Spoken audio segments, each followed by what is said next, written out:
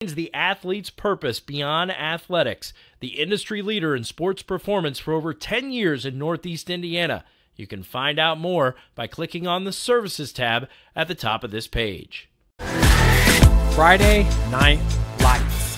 Fort Wayne football from the comfort of your own home, or when you're on the go. The same night the pigskin touches the end zone, or is stopped dead in its tracks. 10 teams, 5 games, one website, SummitCitySports.com. Live stream high school games, score updates, and news hub for all Fort Wayne area athletics. Find us on Facebook, Twitter, YouTube, and SummitCitySports.com. At Parkview Sports Medicine, it's game on. Our elite team of experts in orthopedic surgery, athletic rehabilitation, nutrition, and sports performance coordinate your care all along the way. Parkview Sports Medicine, game on. It's the comets. Comets falling from the sky. Comets falling from the sky. Comets falling from the sky. Comets falling from the sky. Comets falling from the sky. Comets falling from the sky. Comets falling from the sky. Comets falling from the sky. Parkview Sports Medicine continues to lead the way in Northeast Indiana with our new Parkview Ortho Express Clinic, offering direct access to physicians and Saturday morning clinics that are convenient for you. Parkview Sports Medicine, game on. There's Ryan looking to center into the slot to Esther, but broken up by Scott. He shoots, hit, scores! Now the sticks are up. And now this is bad news. Everyone going at it down here in the corner. Fort Wayne High. McClung with the deke. 6 teams. Bone cutter to Ryan Freeby with the shot from the point. He scores! Live stream games new this season. Follow us on Facebook, Twitter, YouTube, and SummitCitySports.com. If you're an athlete or the parent of one, you want to check out Parkview Sports Medicine. We serve every level of athlete with our sports nutritionist, our expert physicians at O&E, and the area's only specialized athletic rehab. To learn more, go to parkviewsportsmedicine.com and click on the Services tab. Thank you for supporting Summit City Sports. For the last several years, we've provided the Fort Wayne community and beyond with coverage of a variety of sports, thanks to our title sponsorship from Parkview Sports Medicine. Since we began in 2015, our annual budget has covered the cost of videographers and commentators to over 300 plus games each year. New equipment and maintenance of that equipment, along with increased broadcast rights fees from the IHSAA. This season, we're reaching out to friends, families, and local businesses for additional sponsorships and donations. You can help us grow and get coverage to your favorite team or sport. A Summit City Sports sponsorship or donation will help make that happen. We have the goal of bringing fans live stream games of every SAC game we cover. With the additional funds, we'd invest in mobile internet devices, allowing us to bring our supporters every SAC conference football and boys and girls basketball games live, as well as more coverage for sports like cross country, tennis, golf, swimming, wrestling, track and field, baseball, and softball. For more information on sponsorships or how to donate, visit SummitCitySports.com.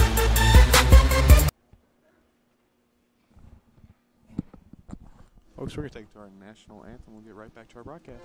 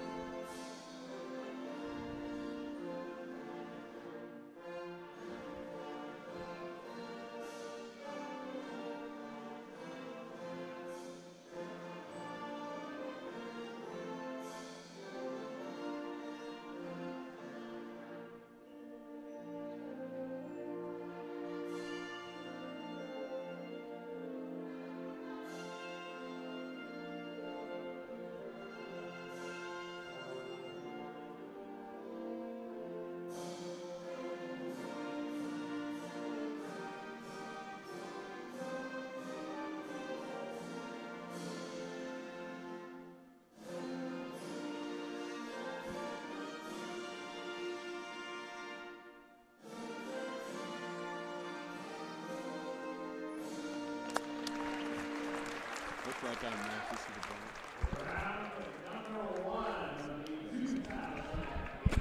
Good morning, ladies and gentlemen. Welcome to Carroll High School for IHSAA Wrestling Regional. It's going to be the second leg for these wrestlers' trip to the state finals in Indianapolis.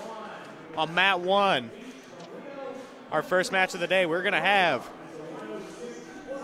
Quentin Dawson, a junior with an 18-7 record from Fort Wayne Northrop, and Jacob Veach, a freshman with a 31-12 record.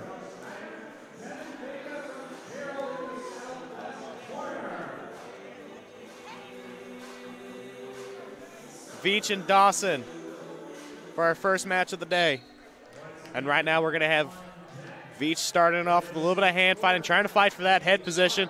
Veach going in for a quick shot. Great sprawl by Dawson. That's going to be 2 for Veach.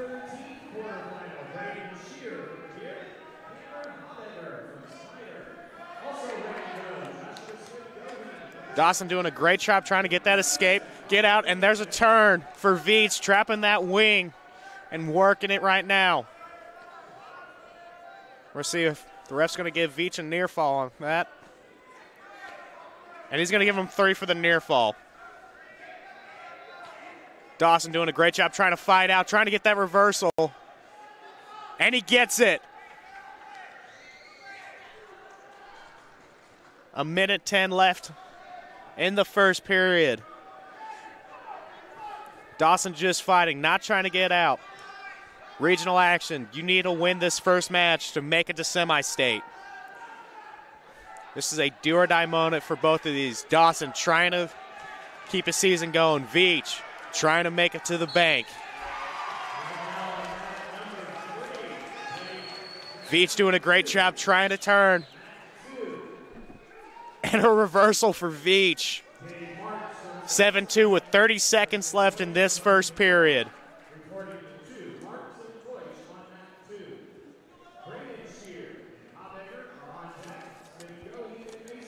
Today's broadcast is brought to you by SummitCitySports.com. Follow us on Twitter at 260sports. Like our Facebook page, Summit City Sports, and be sure to subscribe to our YouTube channel. Veach has that wing trap, trying to get the turn. Right now getting back points right now. Ref showing 2. Dawson doing a great job trying to fight out. Can the freshman get the fall in the first period? And he gets it. Jacob Veach, your winner for your 106 regional. It's a great job by both of these wrestlers. Dawson has another chance to punch his ticket to the bank next year. Jacob Veach is moving on to semi-state.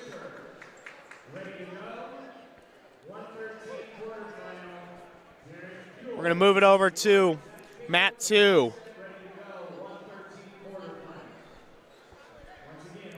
Where Kevin Vega, a sophomore with a 22-9 record from Carroll, and Brady Esther from Fort Wayne Snyder, 26-7, another sophomore.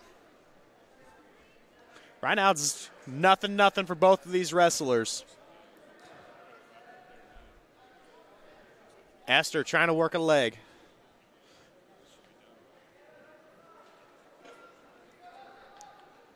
Vega trying to get that, escape point. Esther doing a great job controlling the hips, riding on top.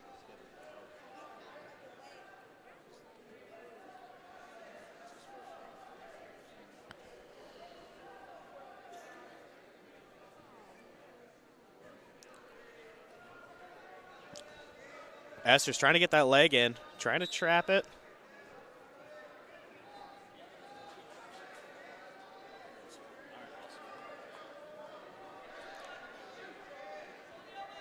Have another Snyder Garrett match. Share 113 winner on mat 1 with a quick takedown, up 4-1. Working the leg, trying to get that turn.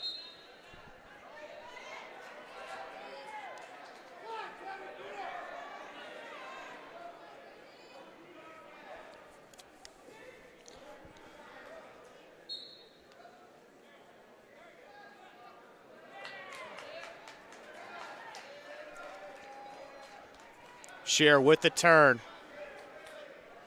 Trying to get that pin on Halfbigger from Snyder, a sophomore, the senior, trying to get a pin on this. Really working it. And that's a fall for Braden Shear. A 40-1 record for this senior. trying to make his way to Indianapolis for the state finals.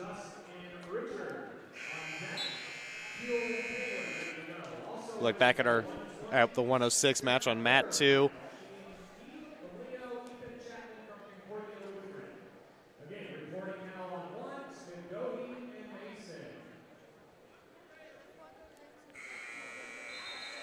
Brady Esther up 2-0 on Kevin Vega.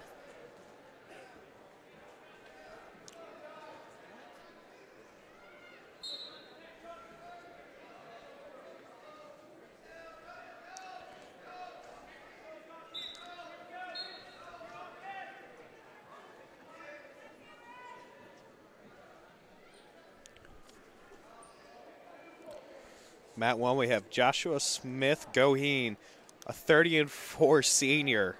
Come on, Josh, let's go. Let's go.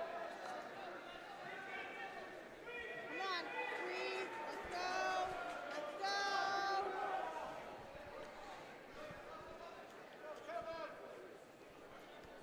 Smith Goheen with the take, up 5-0.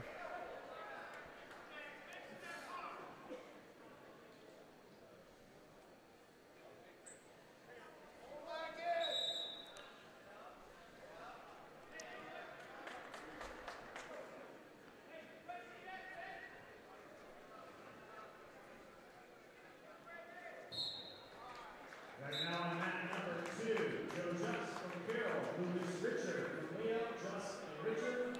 To mat 2, Fiona Taylor now on deck. Pete and Chapman ready to go.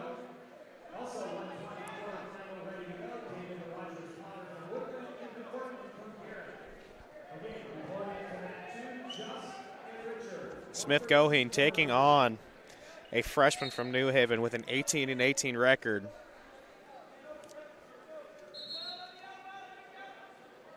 Get the cradle. Let's go. Come on. Pick him up. Let's go.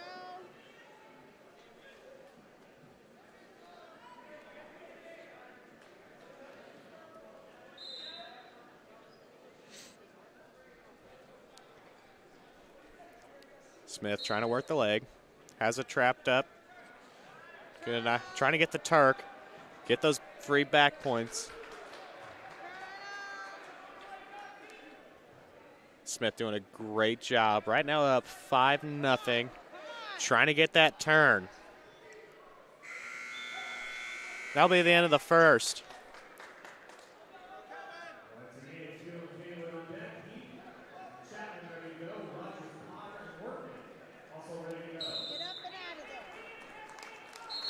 Smith choosing bottom. Let's see what he does with this. Tries to get that. Tries to get a reversal. Couldn't get it. Just trying to get the escape point. Get one. Goes back for it. Gets the reversal. Up 7-0. Just 10 seconds going by in the second period.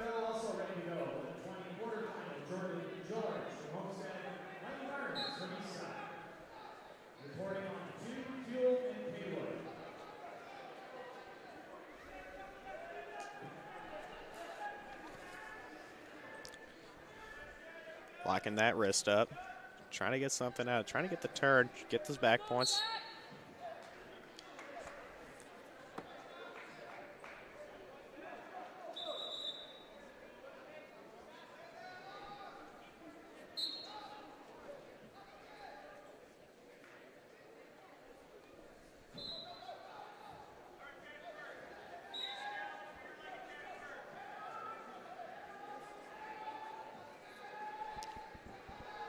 Right up trap, trying to get the wrist. And with the suck back.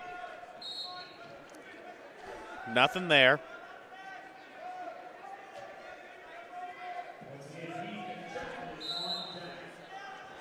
And we're going to have a potentially dangerous call.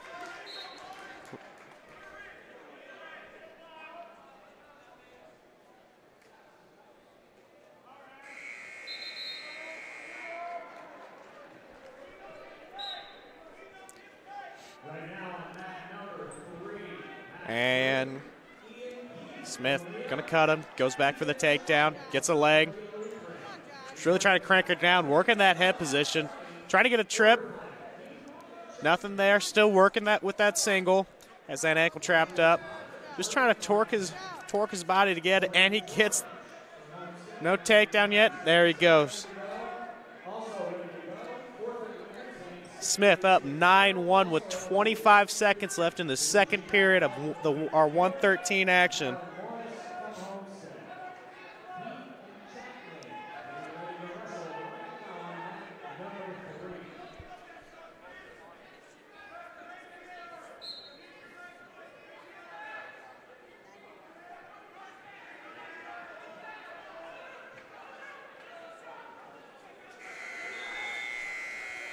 And that's the end of the second period.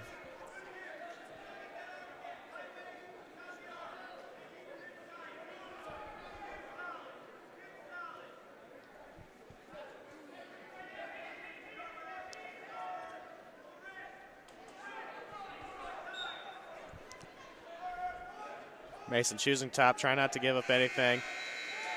Smith with the reversal. Up 11.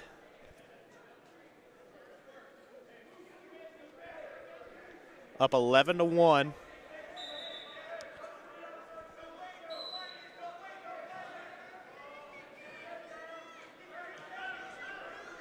And we're gonna have an injury time on the mat. Looks like he just torqued his shoulder.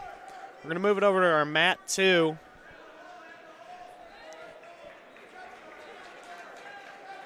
Whereas Darren Cool of Huntington North and Zach Wood of Homestead.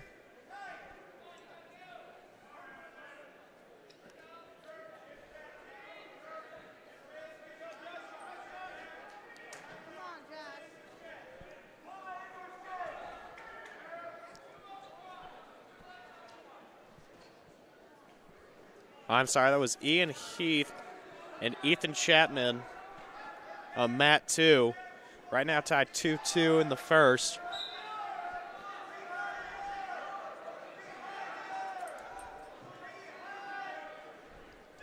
And Heath with the turn. We're now back to our 113 action on mat 1. Looks like Mason's doing all right. Smith really trying to work that wrist. The senior trying to preserve his season, trying to make his way to Indianapolis.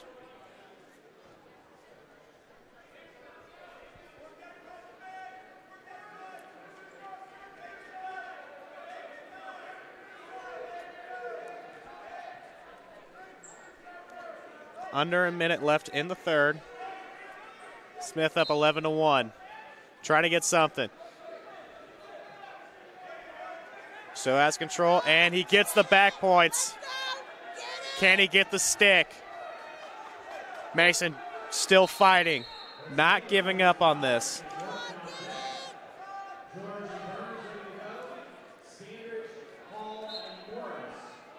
Still trying to work that half.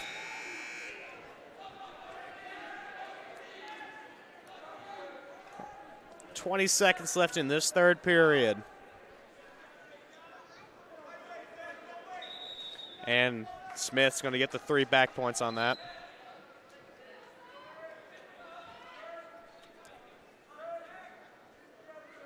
And so we're going to have a little bit of blood time going on.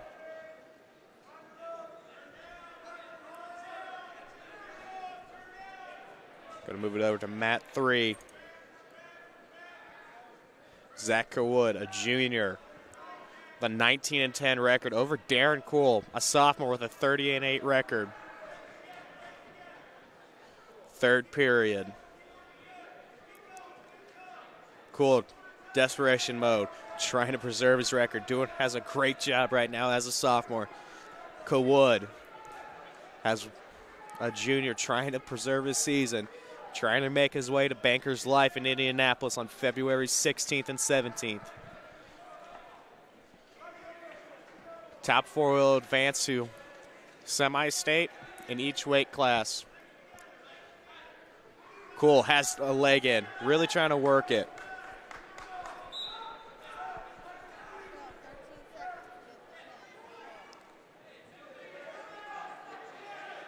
Cool, gets the turn. And they're going to have a potentially dangerous on that.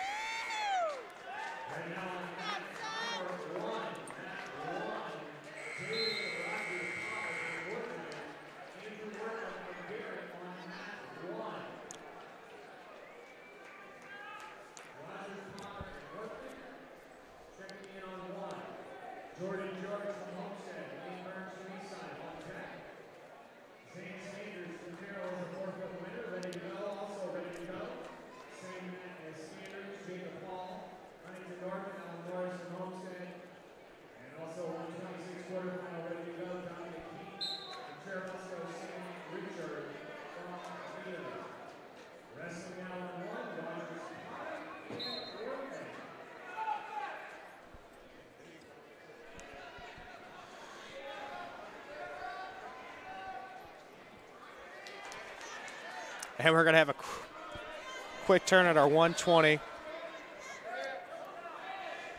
Rogers Potter and Andrew Wortman. Rogers Potter, a freshman with a 12-17 record. Wortman, a senior with a 28-14 record.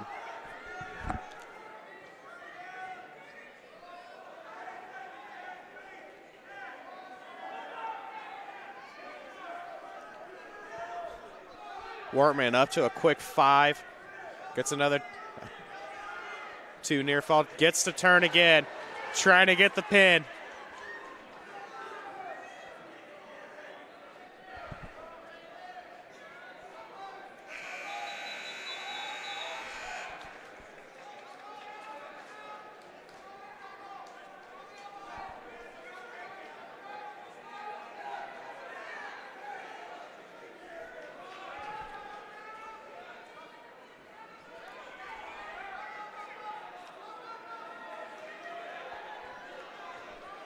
Wortman up 9-0 in the first period.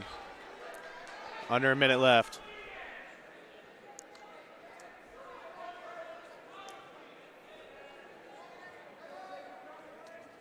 This is IHSAA 120-pound action. Nothing but Rogers with a trying to run a headlock, get the quick points on Wortman. Could have been a big upset.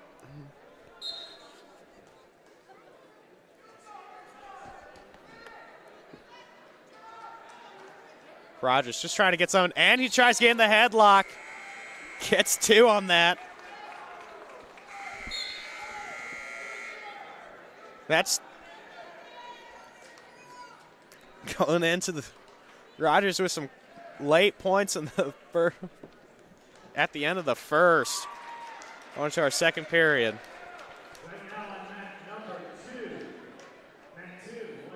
Rogers is going to cut Wortman. Let's see what happens.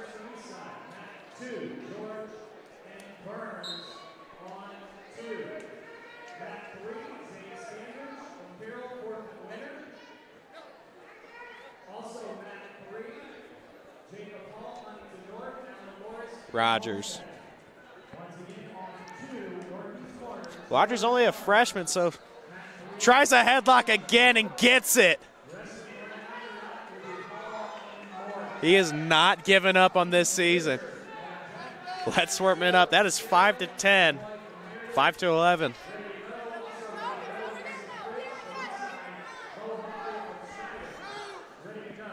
Wortman with his own little headlock. Couldn't get it, but Rogers gets the takedown. And we're back to the center of the mat.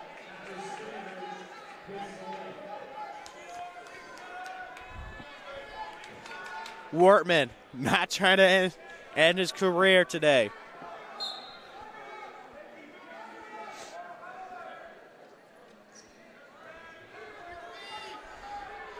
Let's see what happens. Wortman with the underhook. Tries to get a leg. Nothing. Gets a takedown. It's 11 to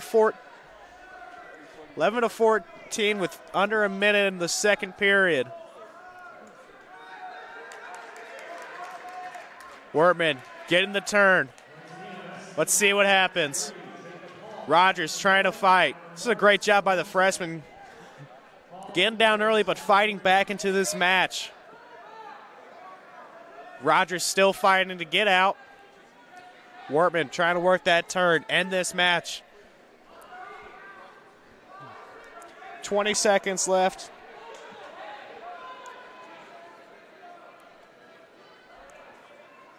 Readjusting is Wortman.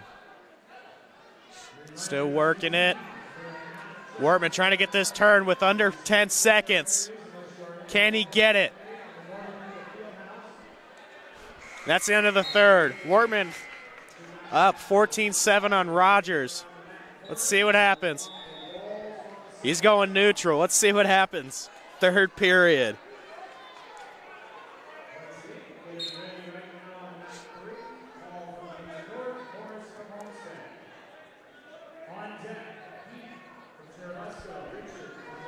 Rogers trying to fight for the head position. Wortman with a nice slide by right there, just trying to get an angle on him. Rogers trying to run another hip toss, nothing. No takedown there. But now we're going to get the points.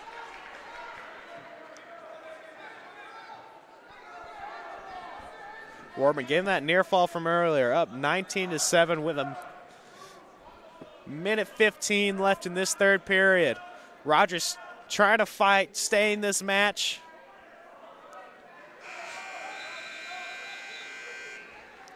Both these guys are doing a great job today.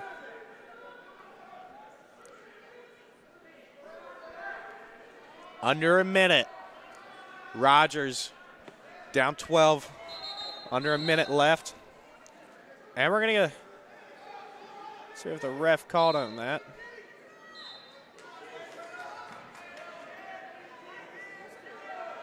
So they called a stalemate. Nothing was happening. 53 seconds left in this third period.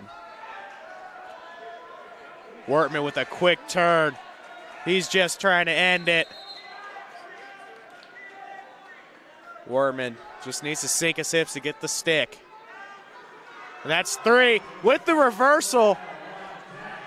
It's 10-20. Are we going to get?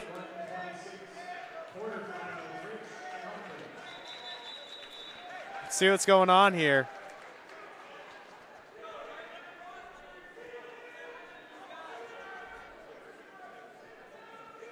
Wortman with the 3.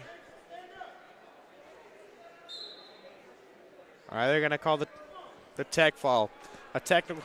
Yeah, they're going to call the tech fall. Tech fall is when you win by 15. Wortman, the senior, winning by tech fall over the freshman. Great job by the freshman. He has a long career ahead of him. Nothing to be ashamed of. Did a great job this year.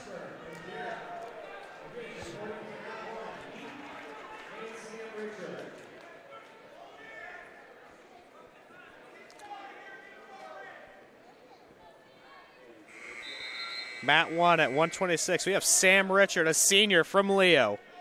Dominic Heath.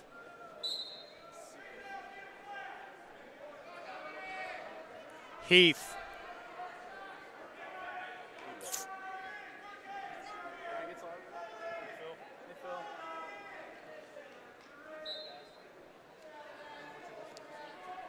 Let's see what happens. Get a takedown early and the back points.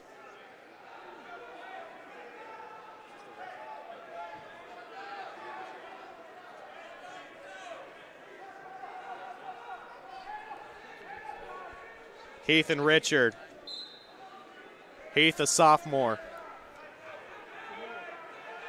Richard, a senior.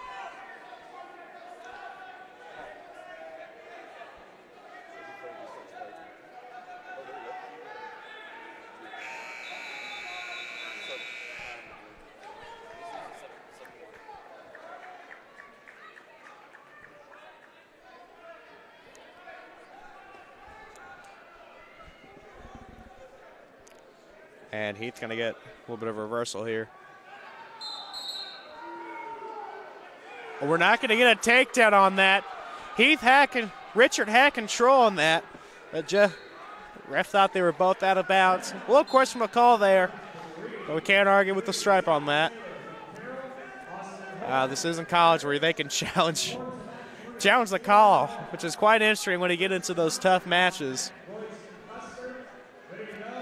Richard straight to Heath's back, gets the takedown, up 9-1 with 25 seconds left in this first period. Has the turn. Let's see if he gets points on this. He's still in bounds, but now he's going to call out of bounds on that. We're going to get 2 back points.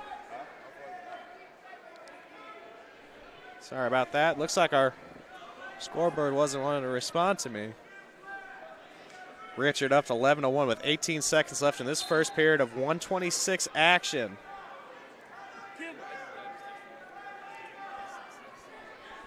.126, still holding on.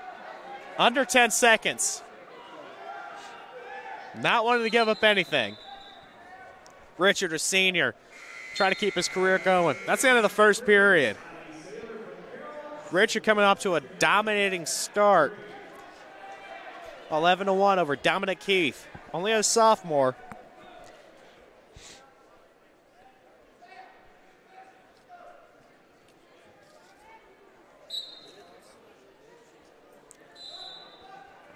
Looks like we went neutral on this second period. Heath with the hip toss. Nothing on it. Great job by Richard defending it. And we're out of bounds. We're returning to the center of the mat. Back to the center. Let's see what happens. Sophomore-senior matchup. Heath trying to run another hip toss. Nothing. Richard denies him. Gets the takedown. Just sinks his hip. Gets behind him and just does a nice little trip using his body motion. Richard with the turn. And that's a stick. And that will end it. Sam Richard, your winner at 126. He's moving on to semi-state. Very excited to see what this senior can do.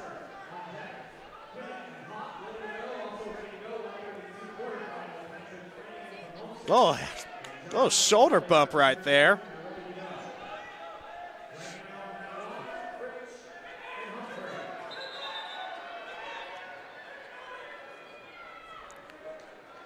And on mat 1 with our one at 126, we have Scotty Saylor, a sophomore, and Austin Hoy, another sophomore, at 115 or at 126. On mat 1, we have 2 two-piece singlets going on right now. We have a Snyder, Mason Fritsch, and Bo Humphrey.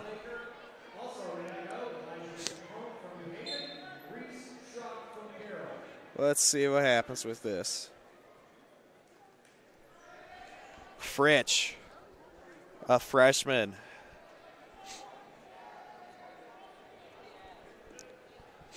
Bo Humphrey with a quick takedown.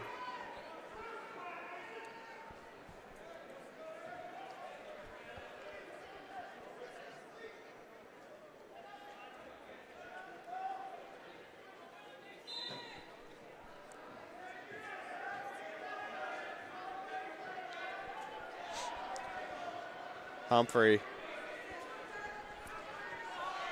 trying to just get some, gets the takedown. Just really just run him through the dryer on that. Up 4-1. Just over a minute left. Has to be careful. They're not wanting to give up anything on that and turn himself. And looks like the ref's going to give Humphrey a 2 count on the near fall. He's working it again. Let's see what can happen. Can he get the stick in the first period? Can Humphrey move on to semi-state? Humphrey, a 33-4 record. He's a sophomore, and he gets a stick. With only 40 seconds left in the first period, Bo Humphrey, your winner at 126 quarterfinal. He's moving on to semi-state next week. He is one step closer to competing for an IHSAA state championship. Sorry. We're going to be back on mat 2. We have a Sailor. Sailor and Austin Hoyt taking on each other right now.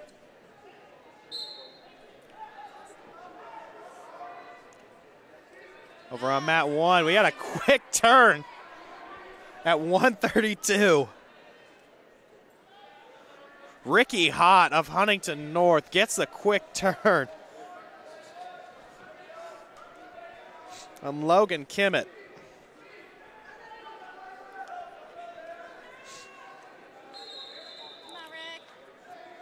These guys are trying to move on as fast as they can. Just get out of this dangerous round because anything can happen.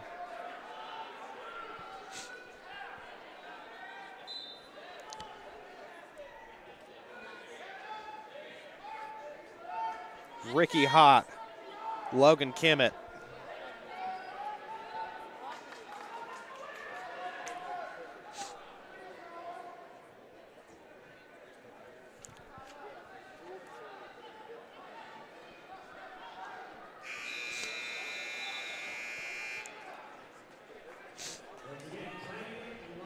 Really trying to work it right now.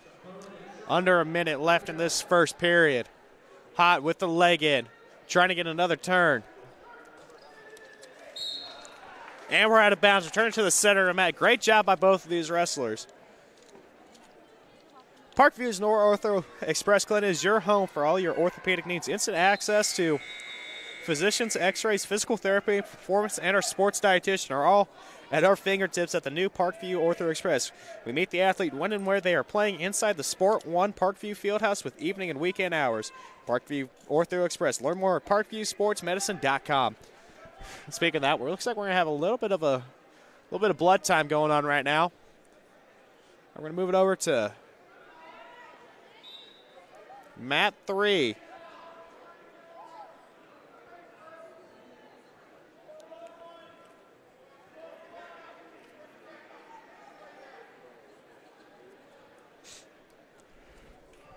On mat 3, we have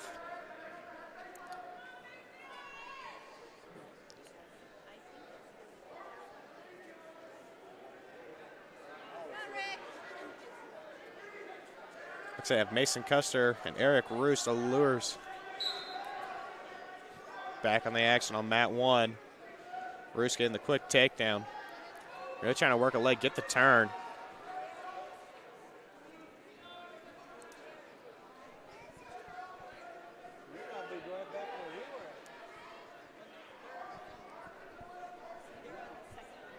Back on mat 1.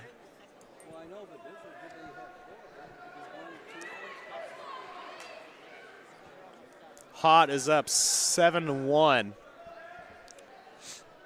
Only 5 seconds left in this first period.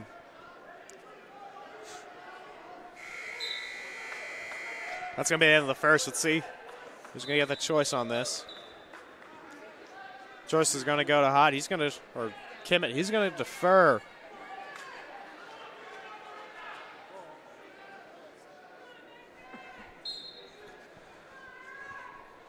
Hott got to go neutral. Just trying to fight. Get the takedown.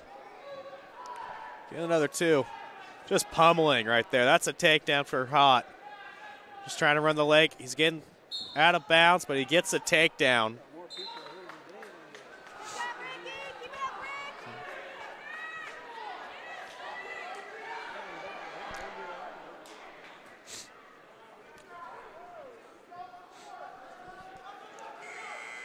And Hott's going to cut Kimmett. Just go back to neutral. Folks, what he did right there is chose neutral pretty. Gave Kimmett the escape point. He's just trying to get another takedown right there. Gets a takedown, trying to work the turn. Has the leg in. Let's see what can happen. Hott, a junior with a 32-6 record. He wants to make his way to Indianapolis for the state finals. One of the greatest spectacles in high school sports in the country. Kimmett not giving up. Hot with a deep leg in.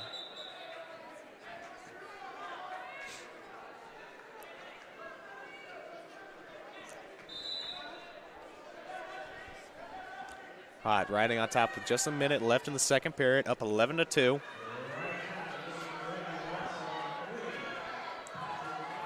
And that's going to be an escape for Kimmett. Kimmett. Hot gets the takedown and the back points. Let's see if the ref gives him. Looks like it's going to be a 2 count, and it's back. Looks like a little bit of drama on mat 3 going on right now. Garrett looking for the takedown. And he gets it. It is 2-2 in the third period.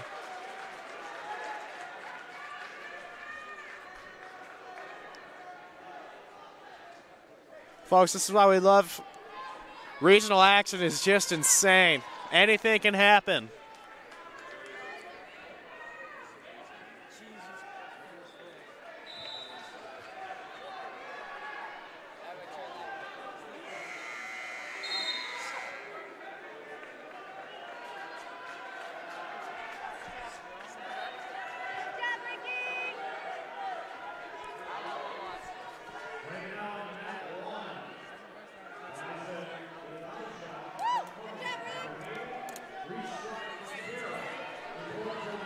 Mat 3. At 132, Eric Roos, a senior with a 31-5 wrestling. Mason Custer, a sophomore. It is right now 2-3. Let me get a quick update on that.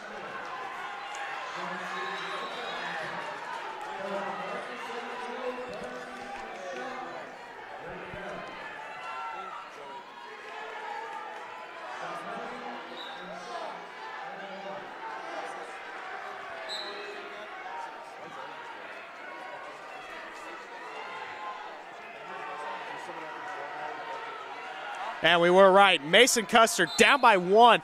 Let's see what can happen. We had a little bit of drama earlier. Signing if Custer got the takedown. Eric Roost, your winner at 132. He's moving on. That was a great match by both of these wrestlers. Nothing to hang your head about. Custer's got 2 more years. Let's see what we can do.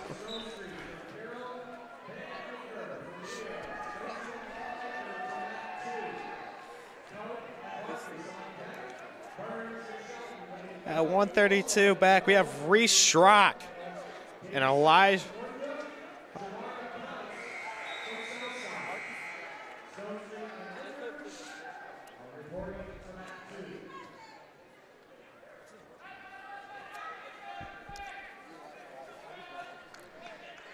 Nothing yet for both of these wrestlers.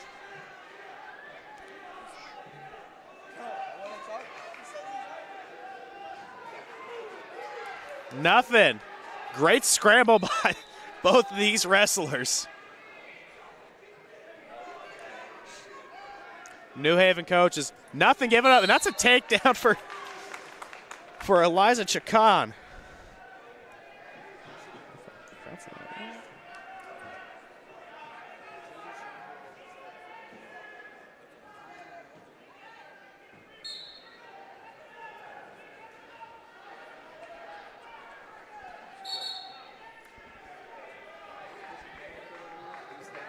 And we're returning back.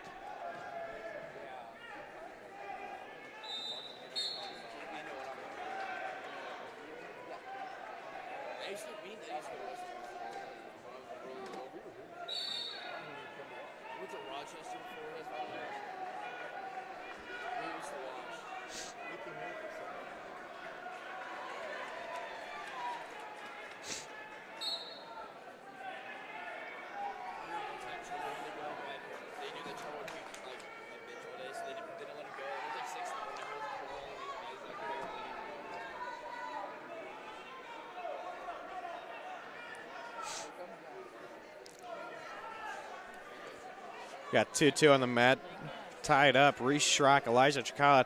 Schrock getting that reversal with 2 seconds left in this first period.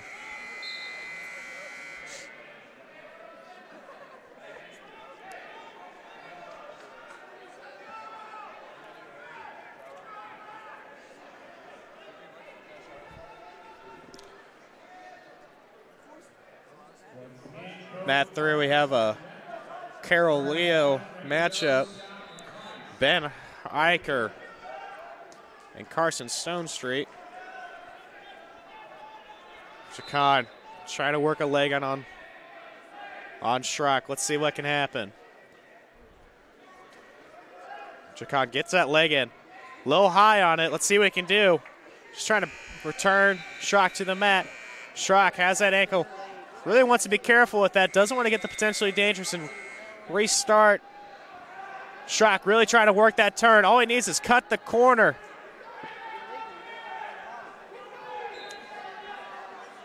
He just needs to cut the corner to get the stick. And there's some back points for Chacon. So we had 2 count for Chacon. Just over a minute left in the second period.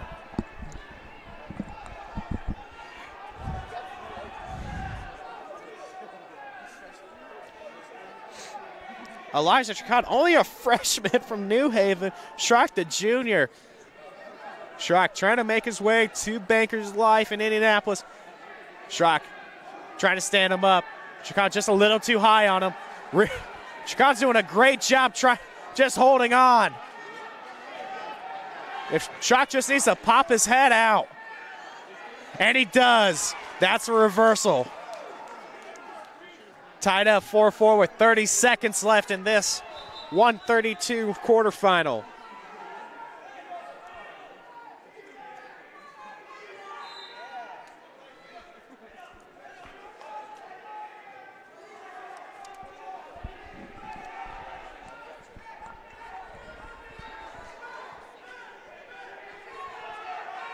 Trying to get that, just trying to get some back points with only short time left in the second period.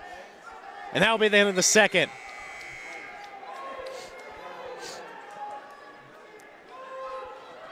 Schrock has choice. Or Chacon has choice. He's going to choose bottom with third period. Let's see what can happen.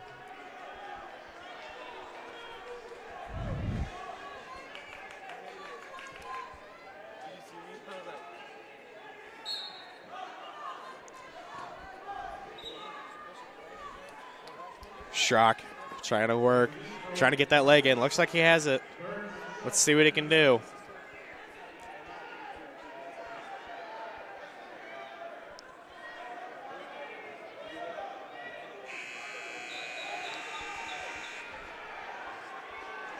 If we have an overtime, the first period is going to be a sudden victory. First takedown wins it. After that, we're going to have 2 30-second periods of wrestlers' choice. And Chacon gets the escape. A minute 25 out of bounds, third period. Can Chacon upset Schrock? This would be pretty big. Schrocker Jr., Chacon only a freshman, has a long career ahead of him. Let's see what can happen. Ref trying to get these wrestlers to go. Chacon has to be careful not to get any stalling warnings. If he gets a stalling call, that's going to be 2 stall warnings. That's going to be a point for Schrock. And it's going to also give him choice in the overtime periods. Needs to be careful. Chacon gets the under, trying to work an underhook. Let's see what he can do. Under a minute in this third period. Chacon up on Schrock, 5-4. 45 seconds. Schrock gets the leg. Can he get the takedown? He gets it. Chacon really trying to fight, up by 1. Only 35 seconds left in this third period. It's going to be a great finisher right here. Let's see what can happen. Reese just trying to lock that arm. Just trying to ride this match out. Let's see what can happen. Chacon, only 10 seconds left. Can he cut the corner and get the escape? Or get the reversal and win it? 5 seconds left. What can happen? If Chacon gets his leg kicked out, and that's the end of the match. Reese Schrock escapes a scary end.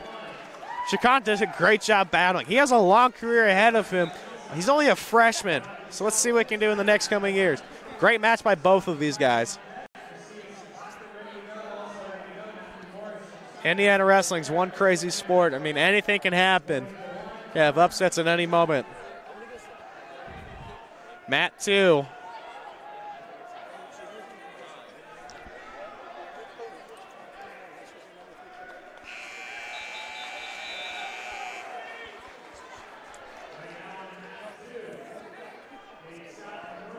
On mat 2 right now. Carson Stromdreet. Sorry. Oh, Mason Barks of Homestead and Colin Cope of Garrett. A senior and a freshman duking it out for the 138 quarterfinal.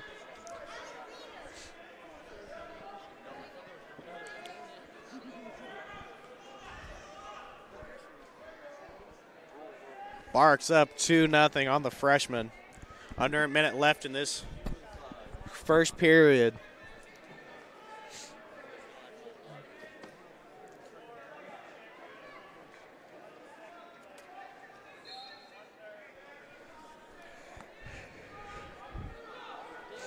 Barks trying to work that turn.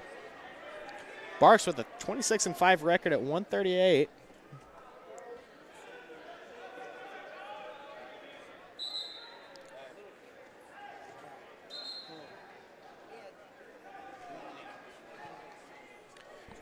Doing a great job just trying to make that turn.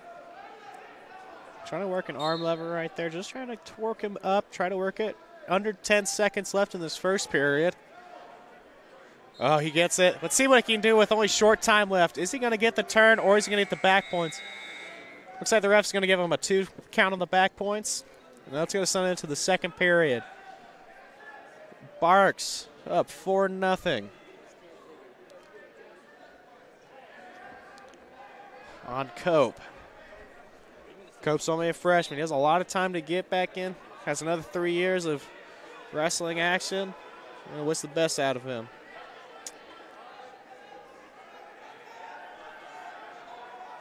Over on mat 2, Jamari Price and Gabe Scott.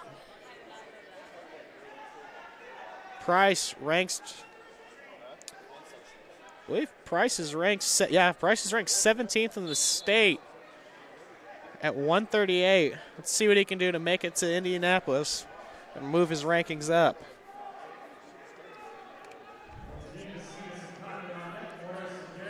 Cope. Barks up 8-0 on Cope. Had the reversal.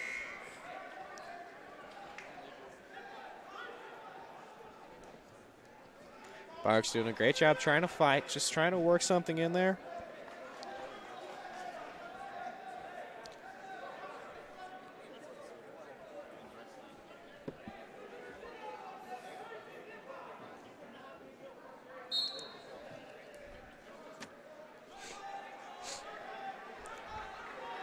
.45 seconds left in the second period. Barks trying to work a turn. Looks like he has an arm in. He looks like he's trying to work a wing. Just needs to step over Cope's head. And he does, just trying to sink back. Cope really trying to fight out. Barks looks like he has it in pretty tight switches. Now he's just trying to get the stick. Can he get it? And he does. Mason Barks moves on to semi-state. Colin Cope's only a freshman, has a long time to improve, ready to get back into it. Back on mat 1.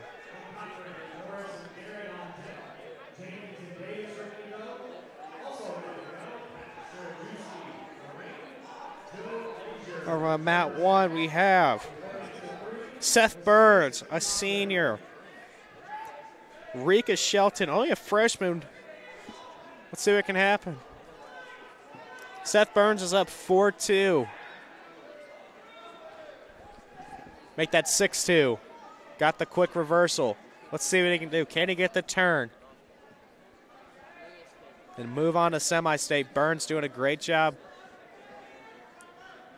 Looks like he has an arm across the body. Just trying to ride.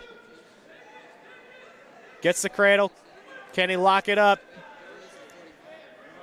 Burns just needs to get that knee to his ribs. Just trying to work it. Looks like he has it. Now the ref is just going to move around, gets it, sees it, and calls the stick. Seth Burns moves on to the semi-state. He is one step closer to making it to Indianapolis. Shelton, he's only again, we have seen a lot of these freshmen here. They have a long career ahead of them. Nothing to hang your head about.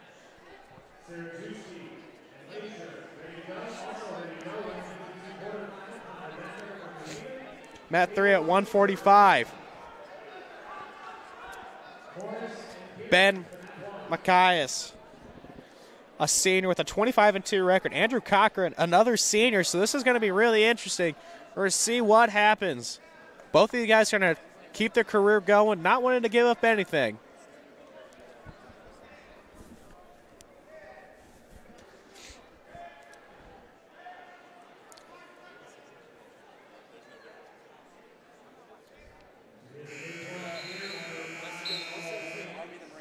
Okay, it's up 2-1 on Cochran. Cochran looks like he tried to get a trip, couldn't get it. Let's see what happens. Really trying to work it. Both of these guys trying to keep their season going. Not wanting to lose in regional. It's really hard part about Indiana wrestling is it is win or go home for the first round. Sectionals, if you lose the first round, you have a chance to wrestle back to third place, but it is a lot tougher. Regional semi-state, if you lose your first round, your season is over. First round, at the state finals, you lose Friday night, season's over. There are no wrestle backs to get back into it. It's a really unfortunate thing, but it makes this one of the most competitive sports in the nation. Little hand fighting action right now. That'll be the end of the first period. Ben Macias up 2-1.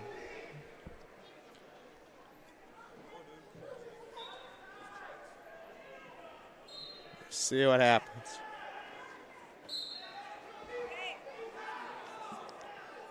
Looks like both these guys trying to make a name for themselves. And Macias up 4-1. Only 18 seconds have passed in this first period. We're going to move over to Mat 1. Michael Garrett trying to figure out what's going on. He's taking on Matthew Morris, a freshman, a junior and a freshman taking on each other. Morris did a little head tap from Garrett. Has to be careful. Looks like Morris is trying to just get a nice little hip toss. Can he get it? No, he can't, but Garrett with some nice acrobatics gets a takedown, and he's working the back points. Can he get the fall? Morris just trying to push him off. Morris not trying to give up. Really doing a great job. Garrett gets the fall with 8 seconds left. It's a great match by both of these guys. Garrett's moving on to the semi-state. Morris has a long career ahead of him, so nothing to hang your head about.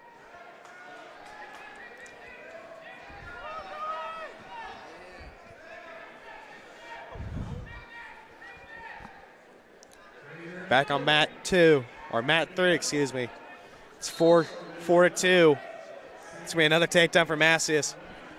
Gets the back points on Cochran. Ref's going to see if he gets the fall. 40 seconds left in the second period. Macias trying to make his way to Indianapolis. We're going to see if the ref calls on the back points. Looks like, from where I'm seeing, it looks like he's calling 3, but nothing yet. And that's going to be a 3 count for Macias, and that'll be a skate point for Cochran.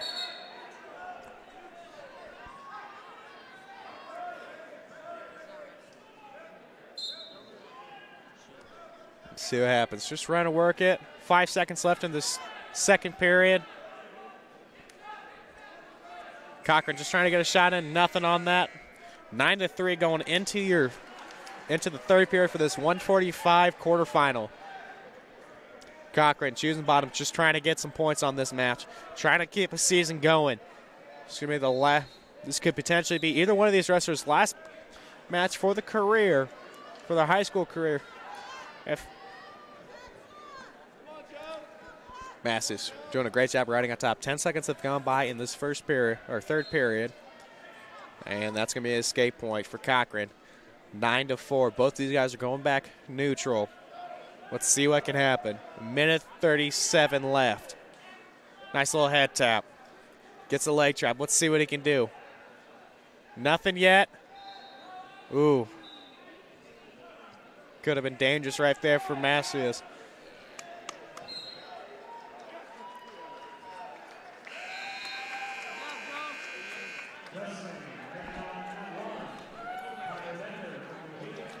Nice little tie-up going on right now. Cochran just trying to work the ankle. Looks like he's trying to work an ankle pick right there.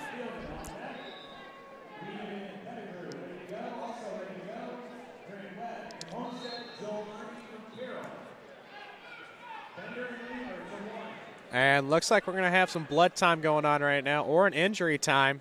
Yeah, it looks like injury time for Macias. Move over to mat 2, where you have Jake Jenkins and Justin Davis. Jenkins, a junior from Homestead, a 25-10 record. Davis, a junior. These guys are about even with their records. Jenkins up 2-0.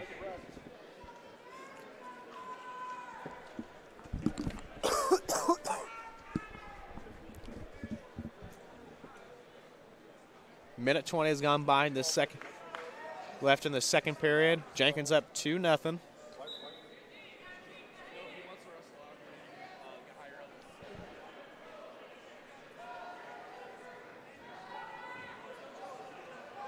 Davis trying to fight, trying to keep us. They're both, these guys' season going. They have one more year to make it back.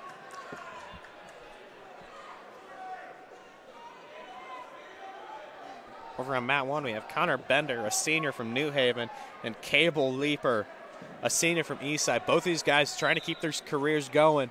Don't want to give up anything right now. Don't want to end it here.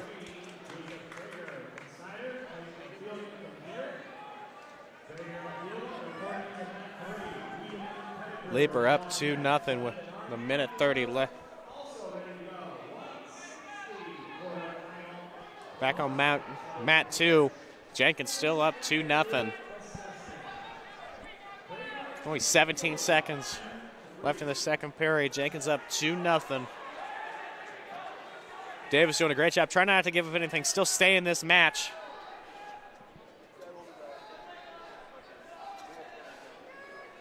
And that will be the end of the second period. Jenkins up 2-0. Big Eyed Fish supports Fort Wayne area athletics and has been around the Northeast Indiana area for generations. Originally located at historic 1502 North Wells Street. Oh, a little bit of action. Bender gets it, and he sticks Cable Leaper. Really hard to watch the senior go out. But, I mean, that's Indiana wrestling for you. Anything can happen.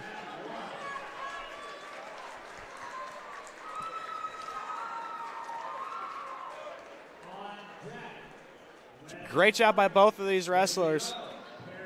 A little hug at the end. It's hard to watch, but, I mean, that's the hard part about it. It's how fast you can go, too. We can be checking. You're checking someone else's match, and something can happen at the blink of an eye.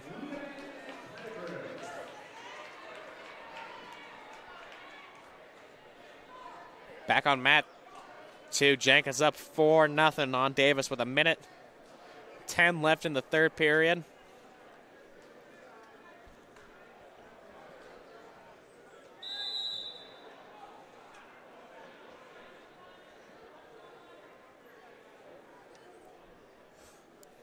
And as I was, sorry about that. Big Eyed Fish, originally located at historic 1502 North Wells Street. You can also visit their express locations at 3001 Hillgas Road and their Express North location at 100380 Leo Road. Big Eyed Fish has a 4.3 star ranking out of 5 with over 215 Google reviews. Find it at originalbigeyedfish.com and bigeyedfishexpress.com. And like our Facebook pages for updated promotions. Enjoy the best fish in Fort Wayne in a family-friendly environment at Big Eyed Fish. Back to the action on the mat. Davis still trying to fight. Doing a great job. Jenkins just trying to get that turn. Really not getting anything. Davis doing a great job fighting on bottom, not trying to give up anything, just trying to fight. Just keep fighting in this match is all you can really do, is never give up. Because anything can happen. 15 seconds left in the third period. Let's see what happens. 5, 3, 2, 1. Your winner at 145 quarterfinal is going to be Jake Jenkins, a junior from Homestead. 4-0 over Justin Davis. Have another year from both these wrestlers. We're going to look back at mat 1, where Clayton Fielden and Jacob Krieger have a freshman, Sean Weidman and Jackson Pettigrew. We got a junior-sophomore matchup going on right now. That's going to be a takedown for Pettigrew. Up 3-2 on Weidman.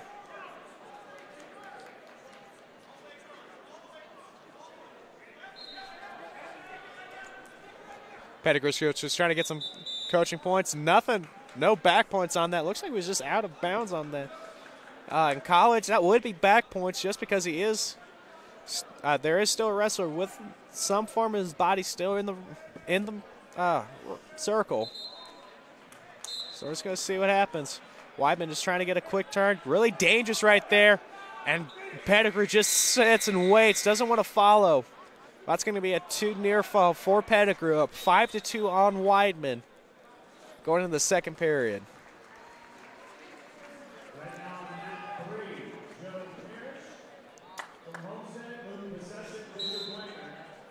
Weidman trying to keep the season going.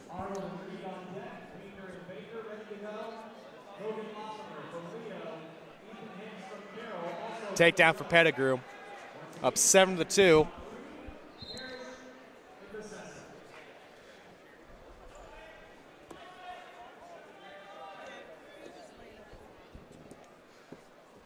Over on mat 2, it's Joe Arney, ranked number 12 in the state at 152. Taking on Grant Webb from Homestead. Arney up 2-0 pretty quick. Arney trying to make his way to Indianapolis. A lot of people from this area are predicting Arney's going to place at state. We're going to see what happens. 52 is a pretty loaded class. And Arney with the cradle. Can he get the stick with a minute left in the first? Just needs to get that knee right into his Webb's ribs.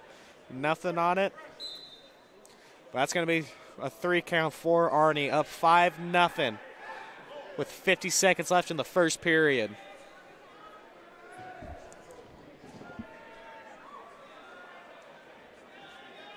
Trying to lock. Looks like Arney's trying to work a wing in.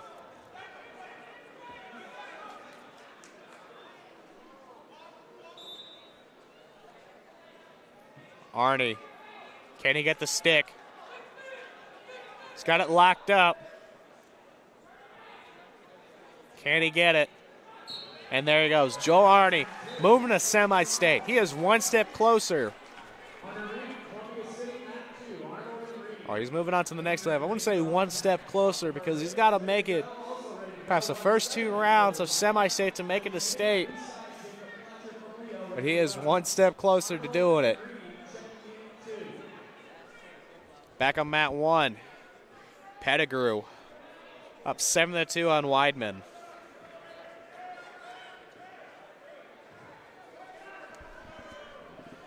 Boy, that'll be the end of the second period. Pettigrew up 10-2.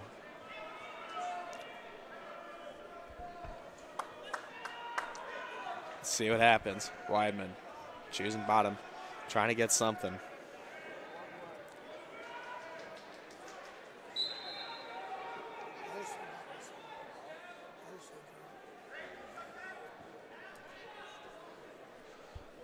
Over on mat 3, we got a Dwanger Homestead matchup. Joe Parrish, a sophomore with a 30-8 record. Luke Besson, a senior with a 27-8 record. The senior trying to keep his career going. Parrish, the young gun, trying to make his way to Indianapolis. That's the goal, right? But the goal to win it all is what everyone wants.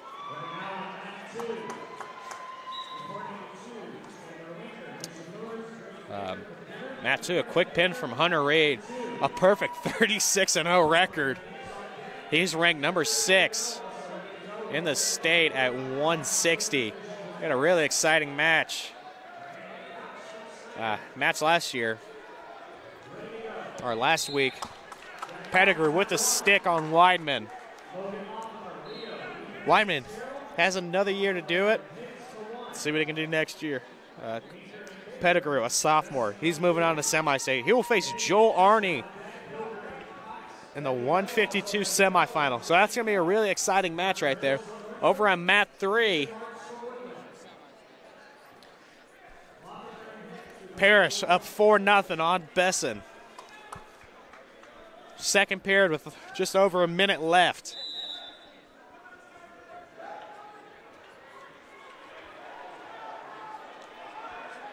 Mat 1, a nice little hand fighting.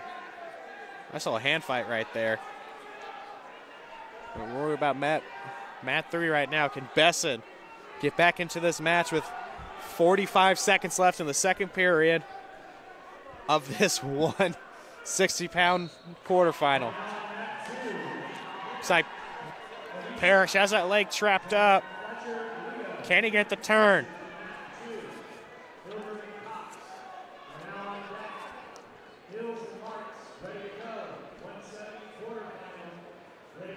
At 160. Over on mat 1, Ethan Hicks. Right now working a turn on Logan Lothamer. Two juniors going at it right now. Besson really trying to fight against Parrish, not trying to give up anything. Get back into this match.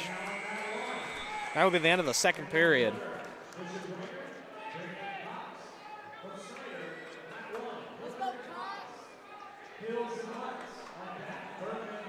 Hicks moves on to semi-state with his pin.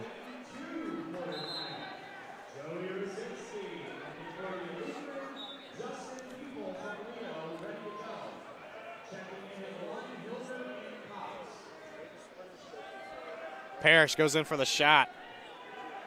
Tries to get the double. Gets it. Up 6-0. Now he's going for the back points. We have the sophomore and the senior going at it. And we're going to get a, looks like only a 2 count for Parrish, but he returns them right back. He's fighting for those back points.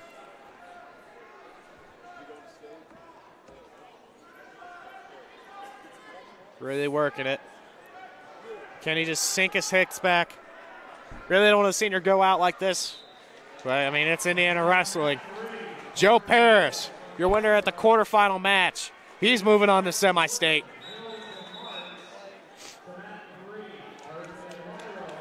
Over on mat 1 at 170. Henry Hillinger, a junior. Brandon Cox, a senior from Snyder. The senior trying to make his way to Indianapolis.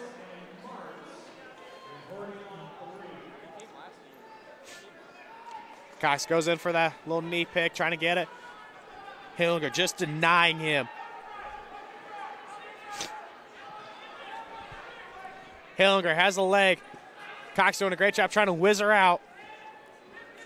Cox just sends him straight to the mat. Gets a takedown. Now can he get the stick? He's going to get 2 and a 2 back point. He's going to be up 4-0 with only 45 seconds left in this first period.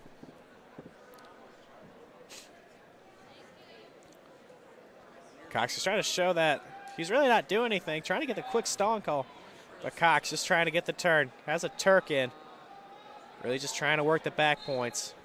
He has that leg deep in.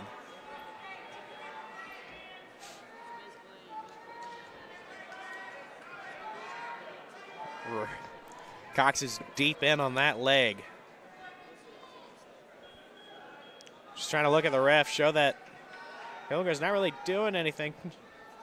Really not trying to give a stalling call or in this match. You won't see that. With 1 second left in the first period, Cox is up 4-0 on Hillinger. A junior-senior matchup. Cox defers his choice to the third period.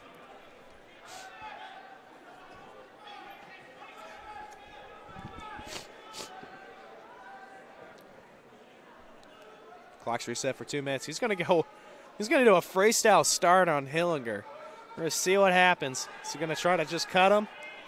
Or is he going to try to work something right here? Try to get a quick turn. Freestyle start. Oh, he's quick way to get the leg in. Now he's getting the back points. Ref's not counting it yet. Snyder's coach is trying to figure out. He's a little slow. Trying to question, see if he can get more back points out of that. He's going to get a 3 count up 7-0. Minute, 20 seconds have gone by in this second period. Cox has that leg in. Just trying to turn Hillinger. Snyder coach is trying to ask for the back points again. Nothing yet. That should have been a count for the ref. Cox really great at riding those legs. Just needs to sink his hips, really trying to work. Show the ref he's not doing anything, and trying to just play with Hillinger so that he doesn't have a lot of pressure, so he's not in danger. But that's really not what you want to be, and now he gets it. Now we're getting the back points.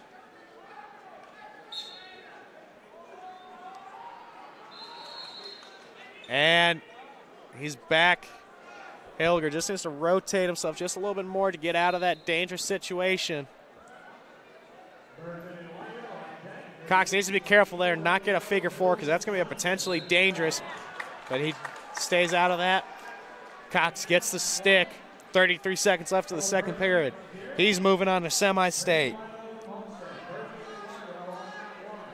He'll face the winner of our mat 2.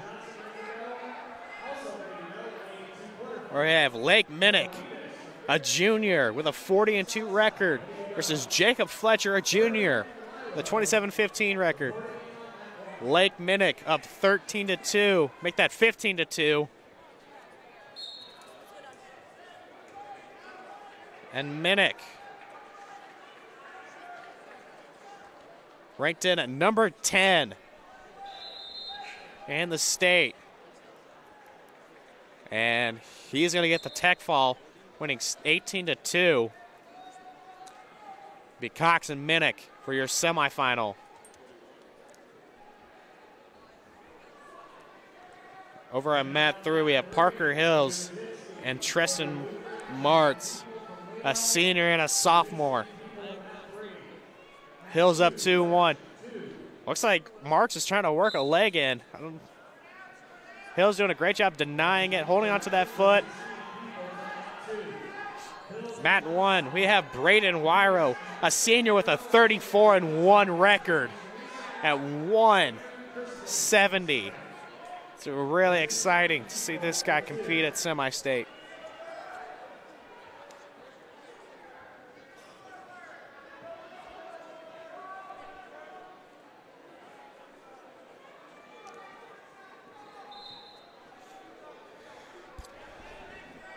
Hills gets a reversal, up 6-1 with 3 seconds left in the second period. That's the end of the second.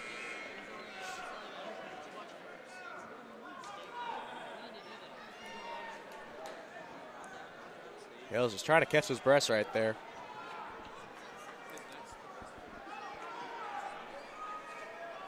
Not a lot of open seating over here at Carroll High School. We have parents lined up all over the side. We have parents all around us here for Summit City Sports. And both stands are almost filled up, especially on the side that we're closest to. Hills trying to work something, trying to get that turn. It's great about Indiana high school wrestling. It doesn't matter what class you are for football, basketball. It doesn't matter how big your school is. Everyone competes against each other. This is what's so great about it. This is why at every state final there are over 3,000 fans every day. Can't remember how many there were last year at the state finals, but Bankers Life was almost packed.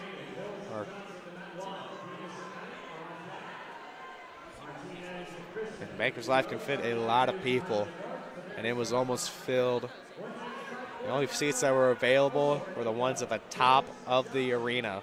So it is crazy packed there, and it is such electrifying, especially for Friday night and Saturday night for the state final action, which is where these wrestlers are trying to get to. Hills trying to work something. Up 6-1 with 45 seconds left.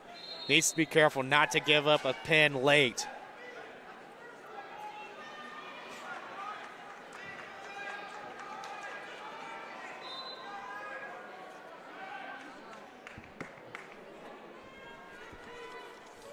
Hills.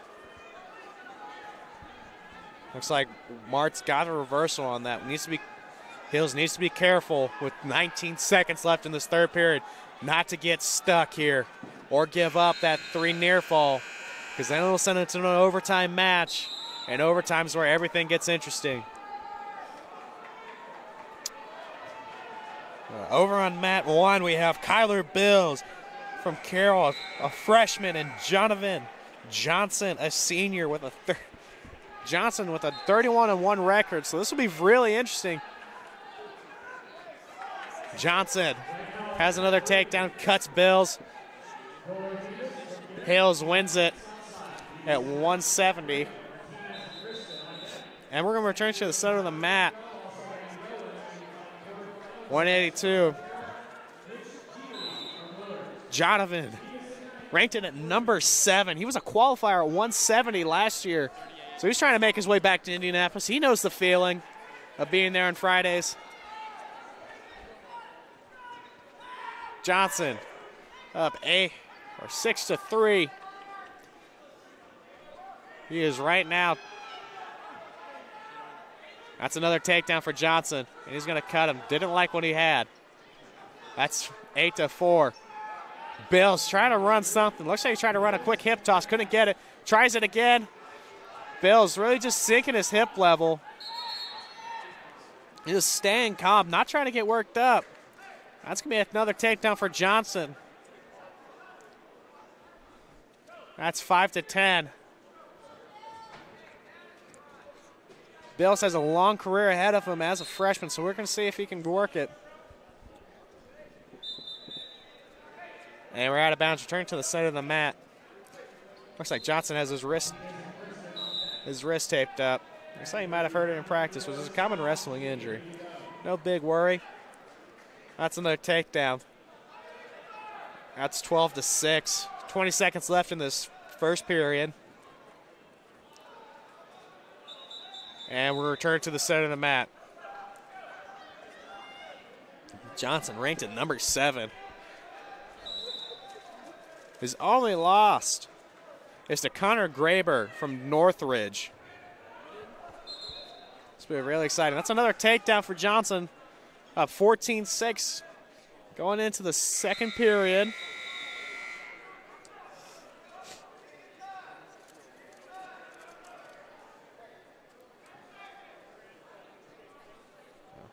I'm originally from Brownsburg, Indiana, which is right now ranked in at number 1 in the state and number 20 in the nation. So looking forward to seeing a lot of my guys in 2 weeks at Bankers Life. Johnson cutting him. Bills is trying to set the pace. He's trying to get back into this match. He's fighting. He's not giving it. The freshman's showing some fight, and we need to be careful there. Nothing dirty there. It's just they got close to the edge of the mat. Nothing wrong. Bills is trying to relace his shoe.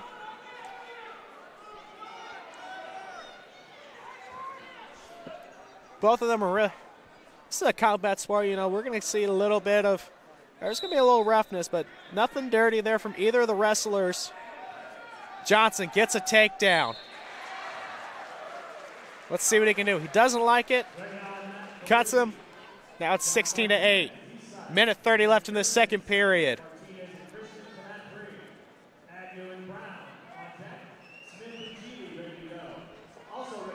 Johnson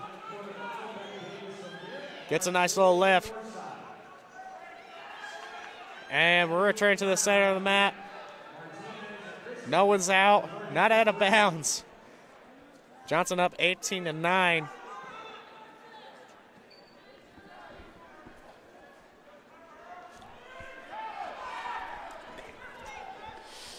Johnson with a lift. That was some strength right there. And now it's 20-10. Johnson gets another takedown. Lift, return, takedown for Johnson, up 22-10.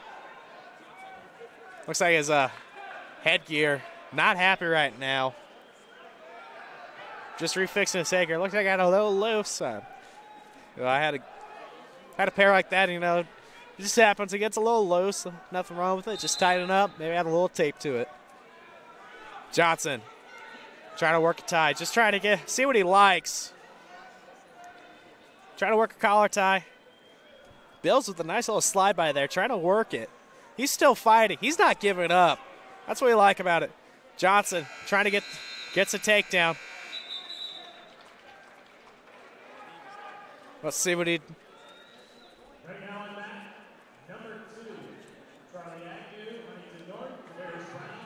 Johnson cuts him. Trying to get another takedown. He gets it. That's 26-11. That should be a tech fall right there. Jonathan Johnson, your winner at 182. The senior now has a 32-1 record. He's moving to semi-state. Bills, he's a freshman. He has a long career ahead of him, so nothing to be sad about. He's going to be back here next year. He's going to be competing, making his way to state. Great job. Jonathan, not that happy right now. Probably wasn't happy with. He knows he can do better. We're excited to see what he can do. Over on mat number 3.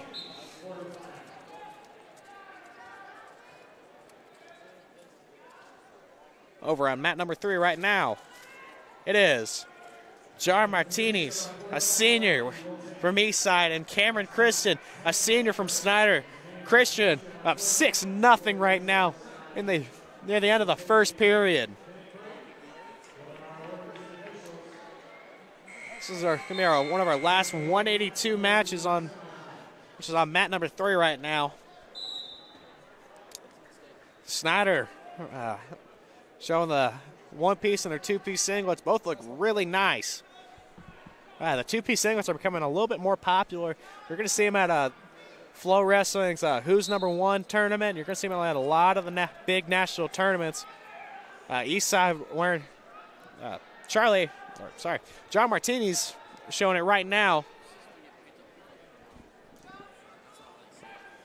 Agnew, which was your winner at 195 at the Carroll sectional, is on mat number 2 right now, facing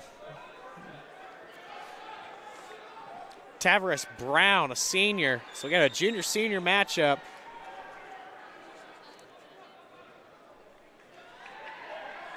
Christian gets another takedown, up 8-0 in the second period. Now 10-0, gets the back points. What can he do?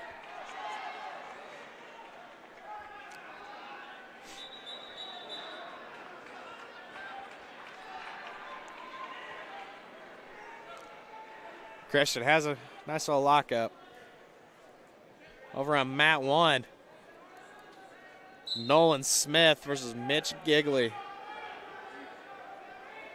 Smith from Carroll, a senior. Gigley, a senior from Bishop Lures, a 29-2 record. So let's see what he can do.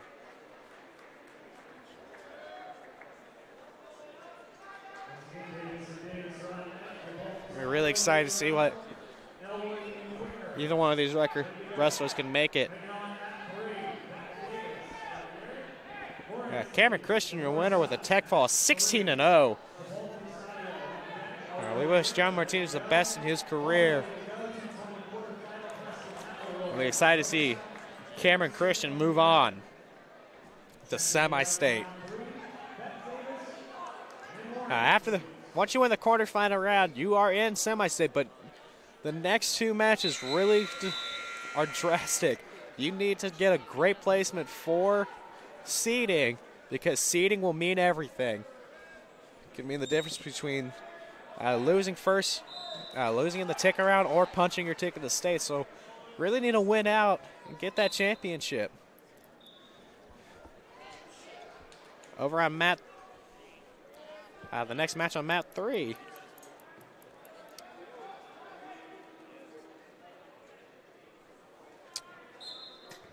Is Beck Davis, a senior from Garrett. Lawrence Davis, a junior from Fort Wayne North Side.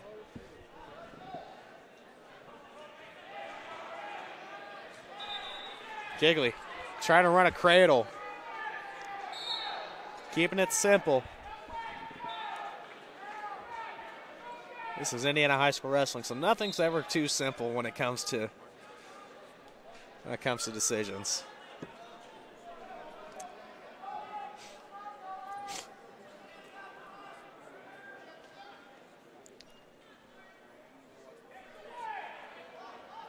Little crossface from Gigley. Agnew only up 2-0 in the second period. This is a really good match over at Matt. Looks like they're going to call a full Nelson on Gigley. That's going to be an illegal move, so that's going to make it 2-2 in the second period with only 54 seconds left.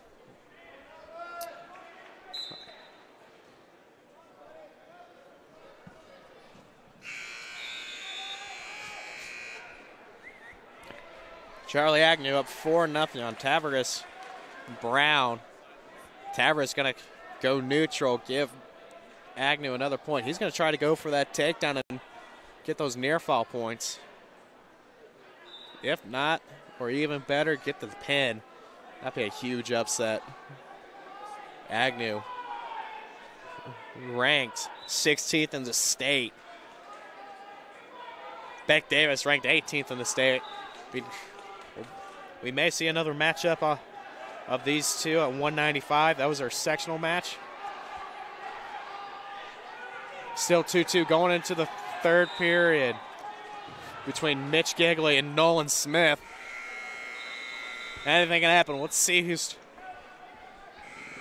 It's going to be Gigley's choice. Let's see what he's going to do. He's going to choose bottom. See if he can get that escape point. If not, even better,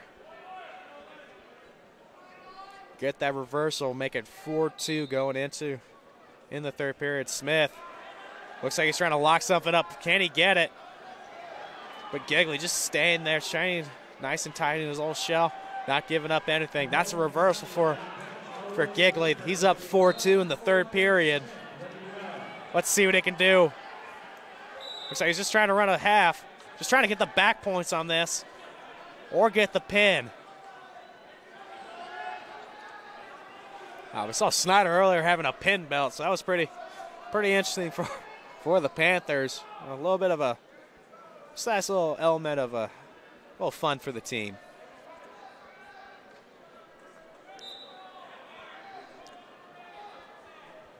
Gigley working against Nolan Smith. Both these guys are seniors, so you really don't want to see them end their career tonight. But this is Indiana wrestling. Charlie Agnew up 10-0 against Tavares Smith in the third period. And Gigley getting the back points. Can he get the pin?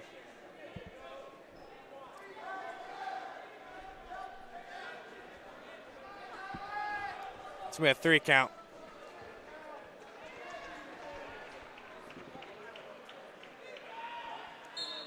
That's going to be 3. 7-2. 25 seconds left in this third period. Beck Davis getting the back points against Lawrence Davis.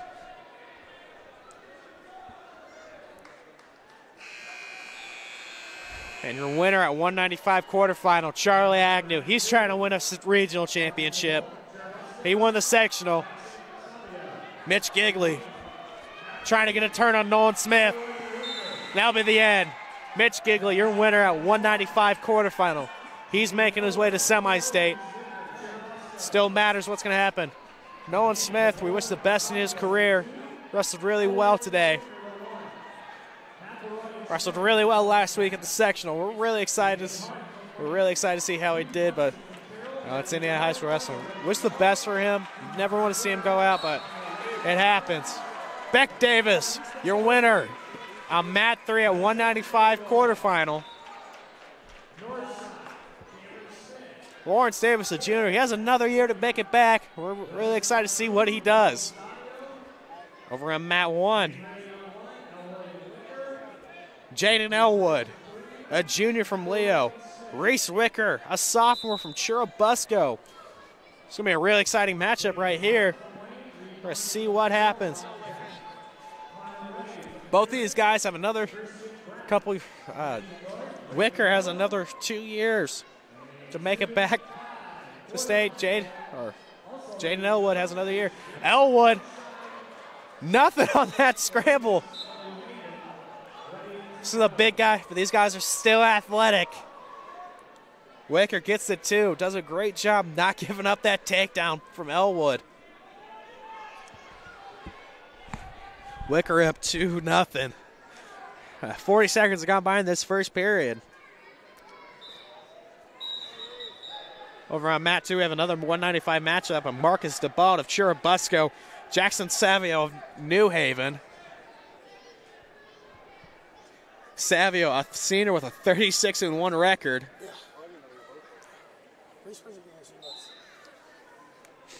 Savio, ranked number 7 in the state. His only loss is in the ultimate tiebreaker round to Tremor Bynum of Pendleton Heights. So usually when you go to that ultimate tiebreaker, it's going to be a really great match between those two. That's going to be if we see those guys in state, that will be a great matchup. Back on Mat 1.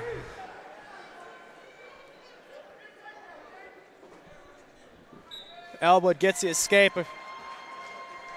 2-1 with 38 seconds left in this first period. Really excited to see. We got a little bit of hand fight. Elwood, nice little arm drag from Wicker. Wicker gets the takedown. Just trying to step over. Let's see what he can do with 20 seconds left in this first period. Wicker up 4-1 on Elwood.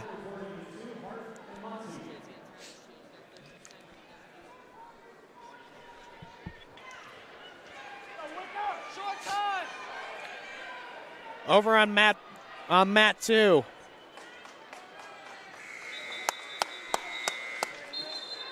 Go Reese! Over on Mat 2, we have Dalen Hart and Reese Muncie. It's going to be really exciting. Hart right now ranked in at number 9 in the state. Let's go Reese! Let's see what he can do. Ooh. A bit of a lat drop. Well, got too close to the ring. That's why they got the mats on the floor just for that extra protection. Wicker trying to stay in it. Elwood does a great job trying to work to get that turn. You're one, Reese.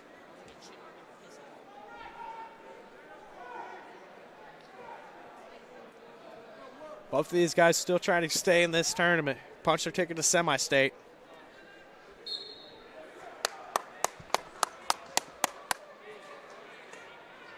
We got a giving on Sportsman on Dalen. It's going to lost that point. Needs to be careful there. Wicker with the reversal.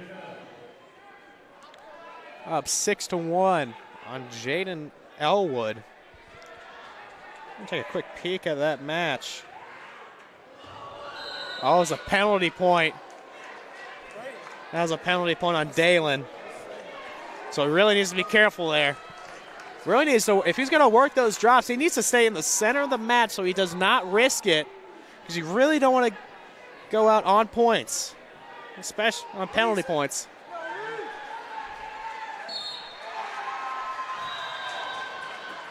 Dalen needs to be careful. He's a big, powerful guy. He really, if he's going to work that, he needs to stay in the center of the mat, try to cut the corner so he does not risk those unsportsmanlikes. You really don't want to see the number 9 wrestler in the state go out on a DQ. Nice little arm drag from Muncie.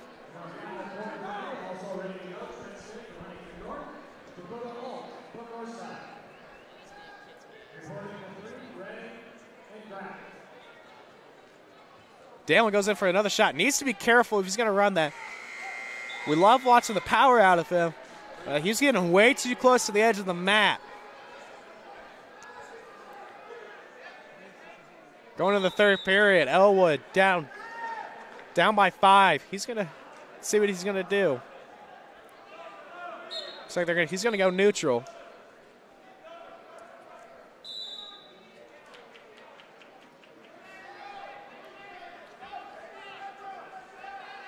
Got a nice 220 matchup on mat. So we're back to our big guys on every mat. Hart gets that takedown he was looking for.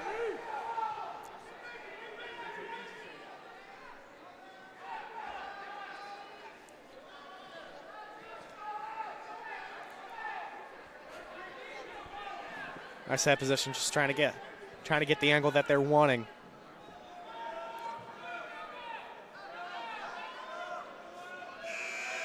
That's the end of the second on mat 2.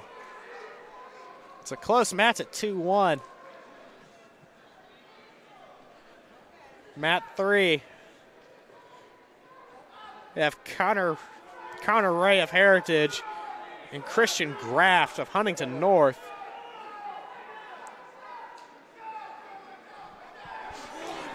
Elwood sends him straight to the mat. Can he get the stick? Elwood sticks Wicker. Wicker has had a great career as a sophomore. We're excited to see him back here next year. Has a lot of time to improve.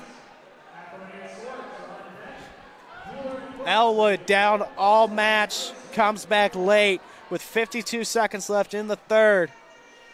Great job by both of these wrestlers. Back on mat 2. Over at mat 2. Hart returning Muncie to the mat. Hart needs to be really careful. He's already been warned by the ref and has gotten the penalty point.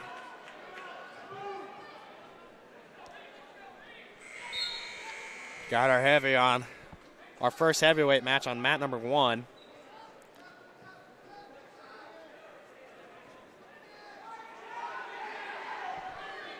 Chase Leeper, a sophomore with a 32-7 record. Caleb Salinas, a junior with a 12-14 record from New Haven.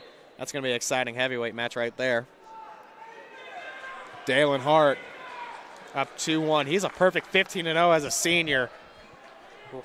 Reeve Muncie, a freshman. He has a long career ahead of him. Let's see what he can do.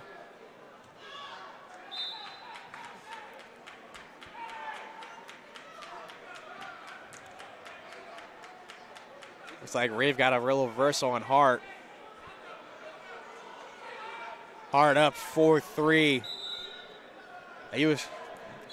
Hart was expecting it to be a little bit of a longer match. Well, looks like another penalty point from Dalen, probably a locking hands.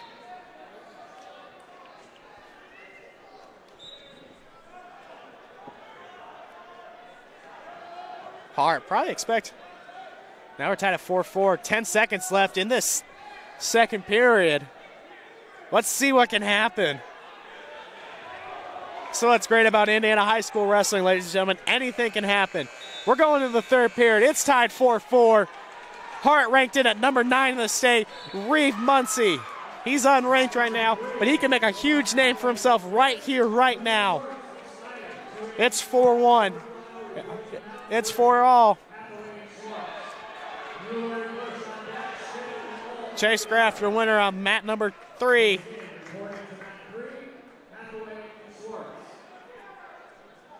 Oh. Sorry.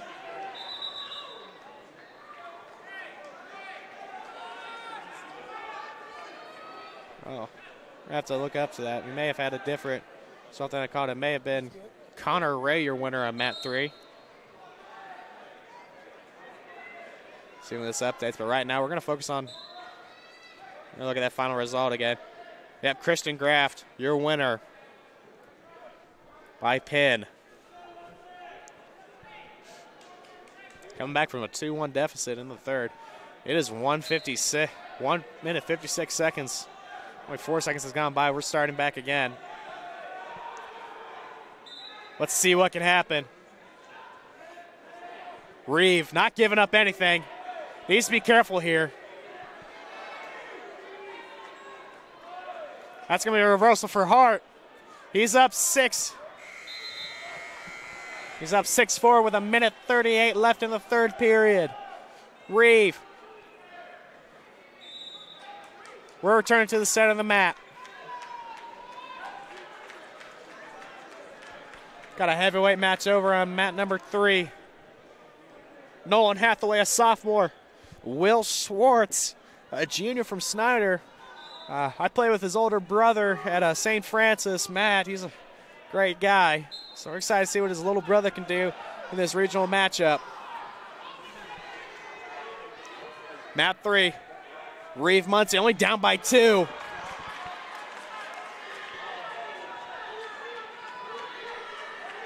That's a big guys. Got some pins over here. Chase Leaper. He's moving on to semi-state.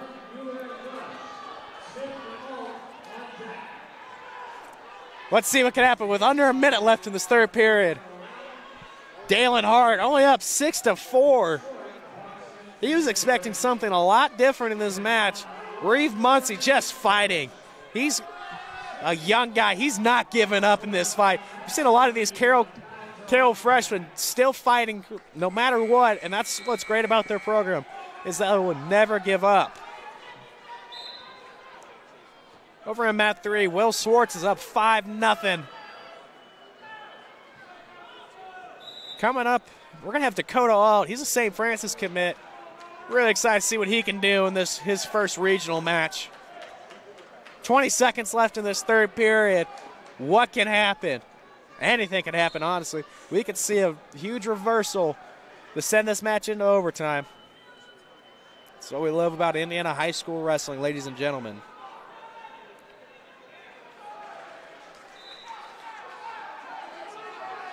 $18 seconds.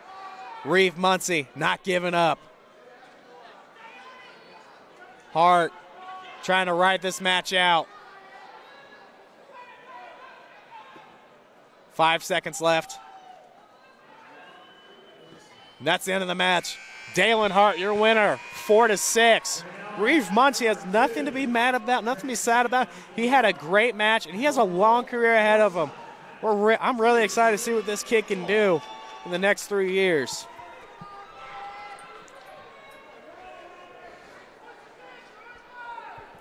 Will Schwartz, Nolan Hathaway on mat number 3. Schwartz up 5-1. Robert Mueller, Tom Bush. We have an underclassman battle going on right now. A freshman and a sophomore. It's going to be really exciting. Looks like someone lost their headgear. Looks like Bush. All right, they're going to have IHSAA requires headgear. You'll see it a lot of freestyle tournaments and the ISWA tournaments. Headgear is not always required, so you'll see a lot of guys wear it. Dakota Alt on mat number 2, sending Trent Smith straight to the mat, and he gets his stick. He's a perfect 21-0. Dakota Alt, your winner. He's moving on to semi-state. Great job for this senior. Back on mat number 1, Tom Bush. Robert Mueller. Dakota Alt, by the way, he's ranked in at number 3 in the state. He was a qualifier last year at 285. He's trying to get to the placement on Saturday.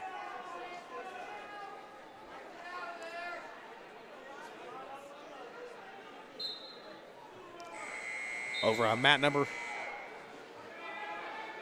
1. Nothing. Robert Mueller. Let's see if he can get. He needs to pop his leg out. He does. That's an escape point for Mueller. He's up 1-0 in the second period.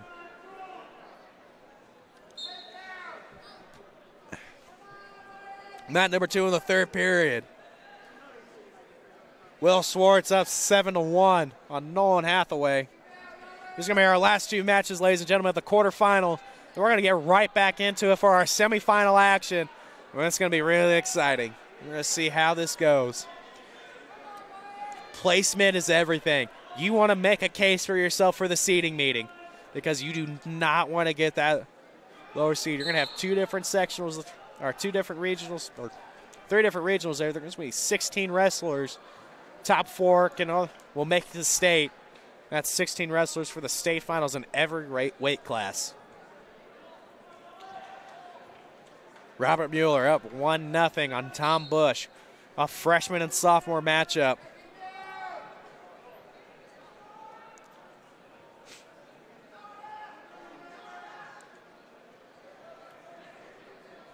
Let's see what can happen.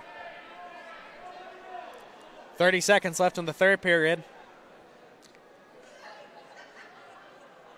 Now, heavyweight matches usually will end up in the lower scores. Over on mat number 2, or mat number 3, excuse me. It's one of our higher scoring matches at 9-2. Will Swartz trying to get a return on Nolan Hathaway. Hathaway a little undersized for heavyweight.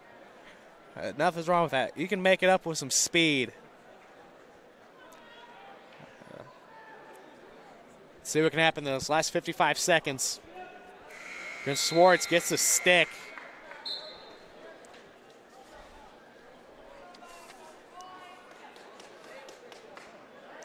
Dalen Hart and Christian Graff will face each other in the 220 semifinal. Jaden Elwood and Cameron Smith will face on the other side.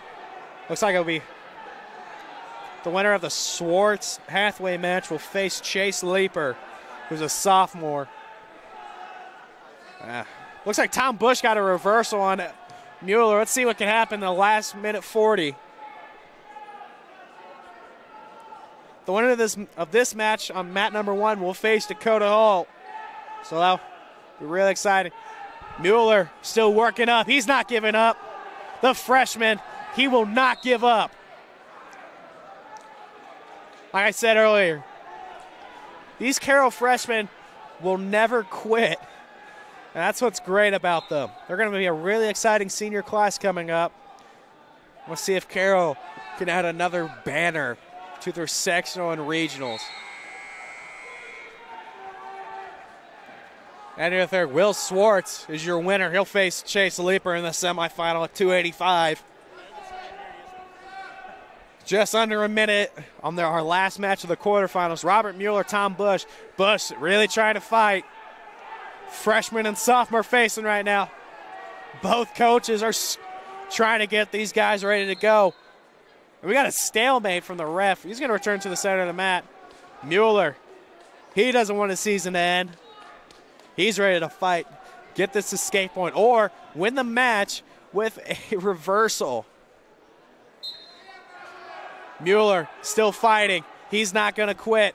Both of you guys are a little undersized, but there's nothing wrong with that because they can make it up with speed and strength. Mueller fighting to get up. Trying to get that escape point with a short time left. Only 20 seconds left in this match.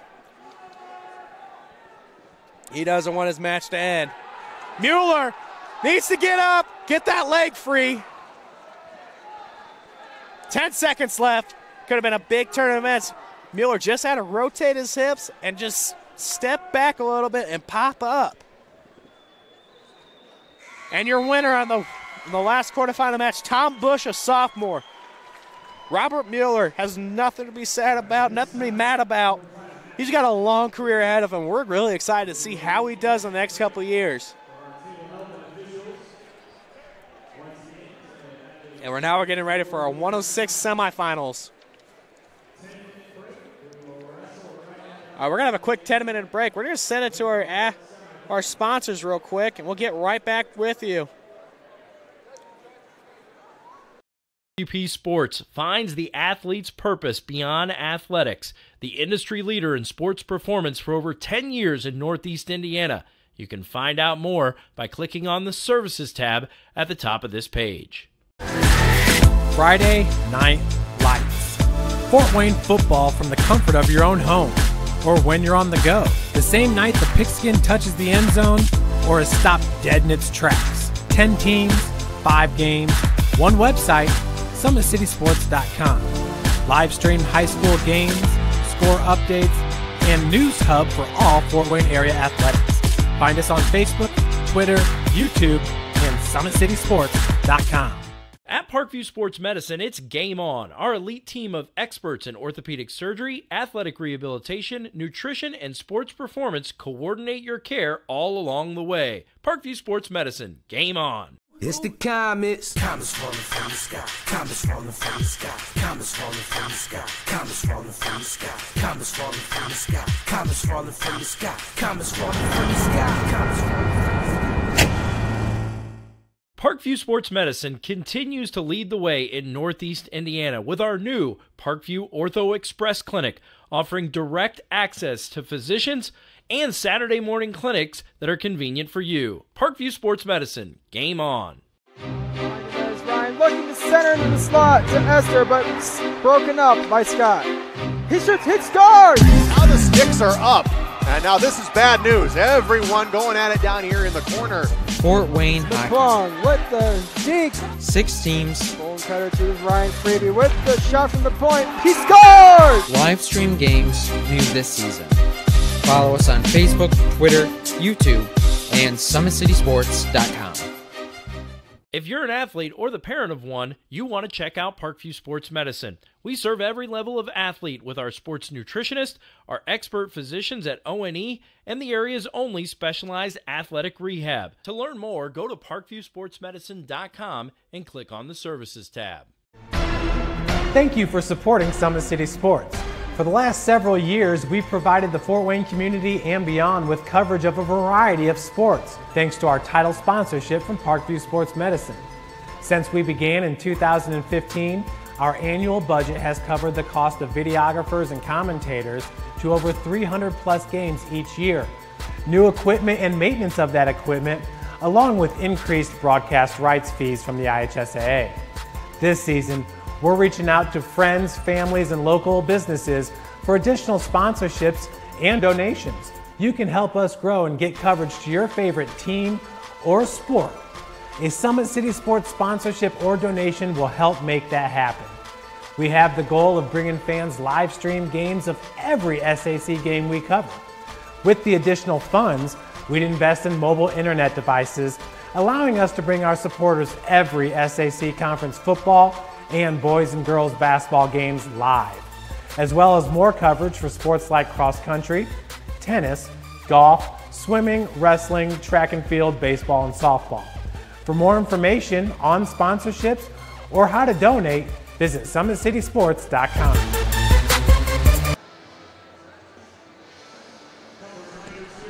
UP Sports finds the athlete's purpose beyond athletics, the industry leader in sports performance for over 10 years in Northeast Indiana. You can find out more by clicking on the Services tab at the top of this page. Friday Night Lights. Fort Wayne football from the comfort of your own home, or when you're on the go. The same night the pigskin touches the end zone, or is stopped dead in its tracks. 10 teams, 5 games, one website, SummitCitySports.com. Live stream high school games, score updates, and news hub for all Fort Wayne area athletics. Find us on Facebook, Twitter, YouTube, and SummitCitySports.com.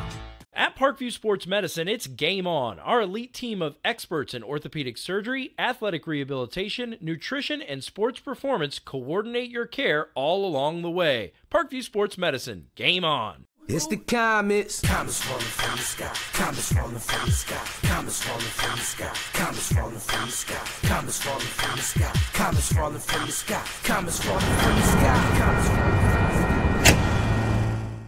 Parkview Sports Medicine continues to lead the way in Northeast Indiana with our new Parkview Ortho Express Clinic, offering direct access to physicians and Saturday morning clinics that are convenient for you. Parkview Sports Medicine, game on.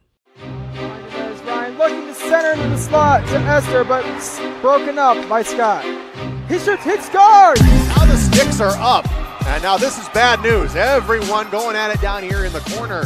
Fort Wayne Hockey. Plong with the deke. 6 teams. Bone cutter to Ryan Freeby with the shot from the point. He scores! Live stream games new this season.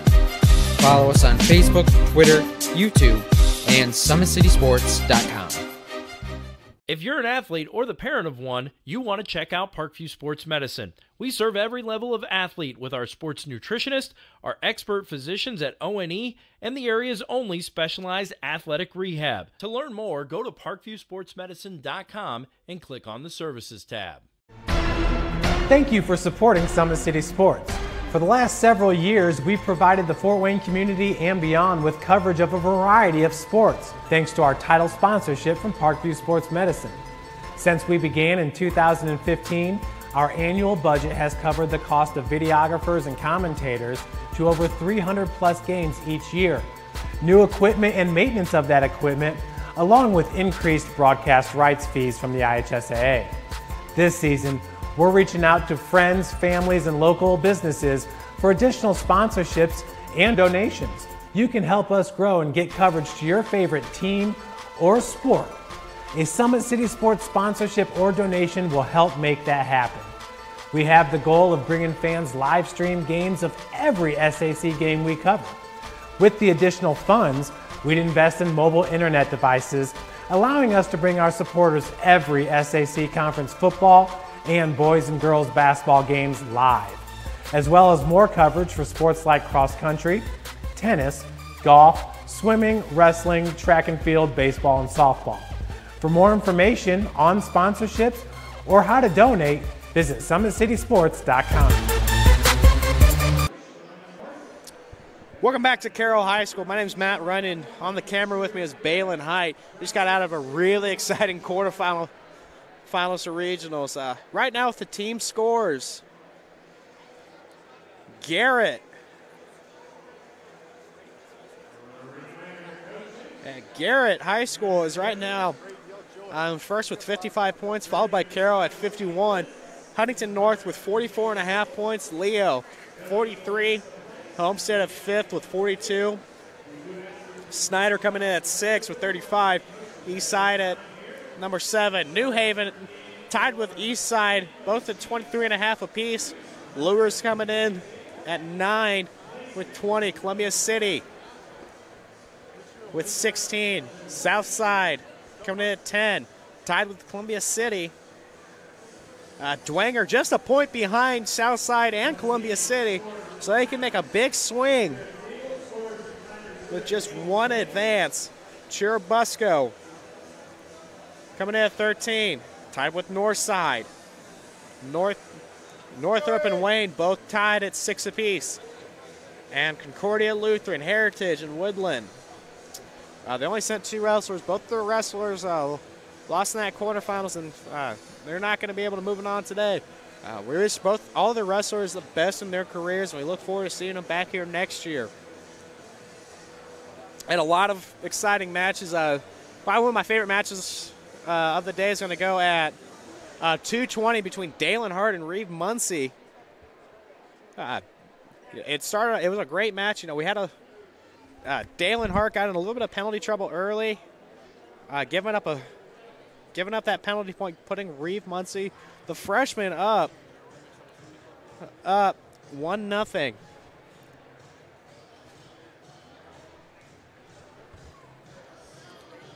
Give me a second, ladies and gentlemen. We're going to go over that match real quick.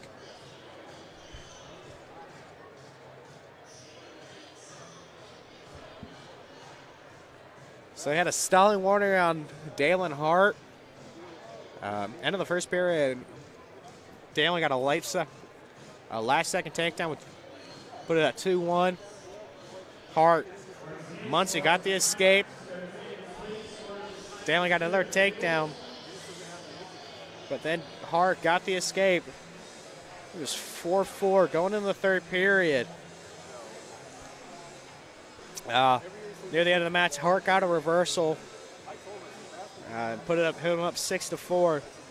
Really exciting match. Was really rooting for both these guys. It was going to be really interesting to see the freshman upset the senior, who's ranked really high in the state rankings. He's a top 10 wrestler, so we're really excited to see what he does in the next coming weeks.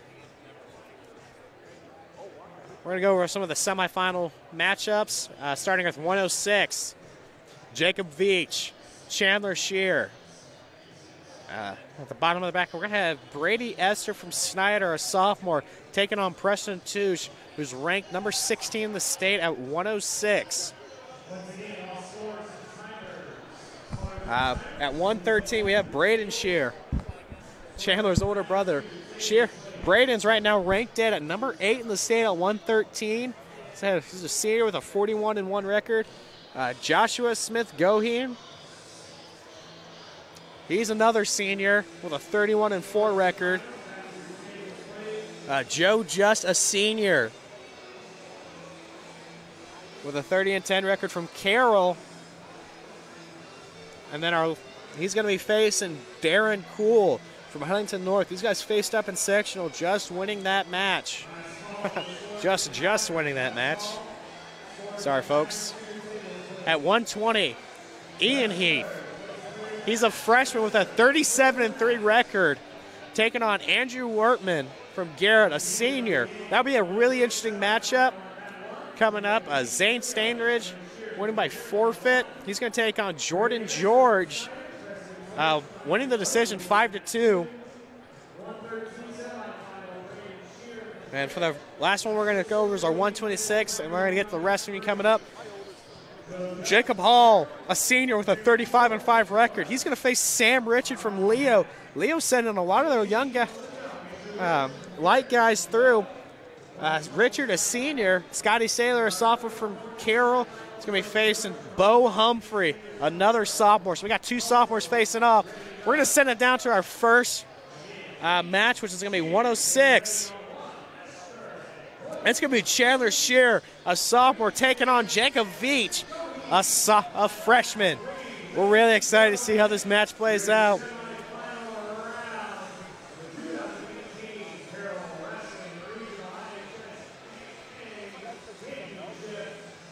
Over on mat 3, we're going to have mat 3. We have Braden's older brother, or Chandler's older brother, wrestling on mat number 3. We're going to see how this match plays out. See what happens. We're trying to set up angles. Shear gets that leg, gets a single, trying to get the takedown, locking the leg up. Veach not giving anything up. Great scramble right there. Shear doing a great job holding on to the leg. Nothing given up by either of these wrestlers. Veach doing a great job controlling Shear. Not wanting to give up anything. Two young guys going at it. Both these guys are going to move on to the semi-state, but its placement is what matters. You do not want to give up any placement points. And we're going to return to the center mat. They're out of bounds. Seating matter is going to mean everything in semi-state. Over on mat 3, we had a little drama. Brady and Shear. Goheen with the reversal, up 3-2 on Shear. So that's going to be an exciting match.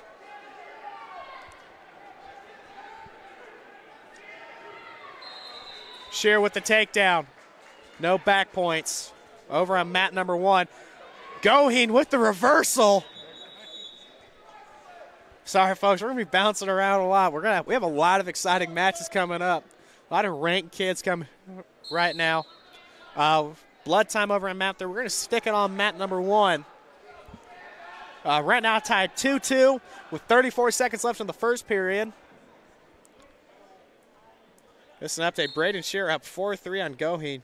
Looks like Shear got that reversal, or got the escape to keep him in there.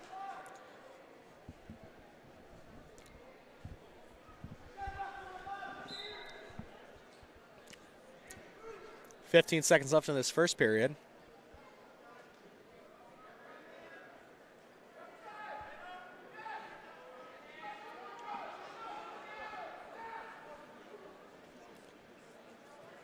Veach trying to lock up, has a good old ball and chain, trying to make a turn, and nothing. That's the end of the first period. Veach here tied.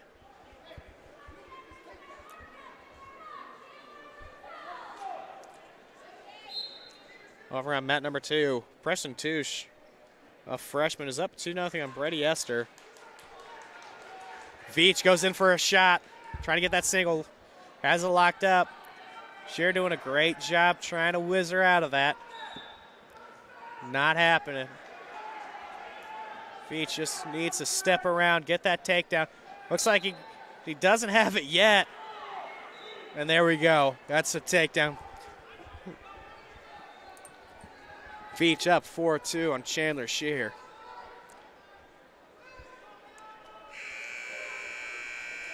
Chandler a sophomore, Veach a freshman. 2 underclassmen going at it.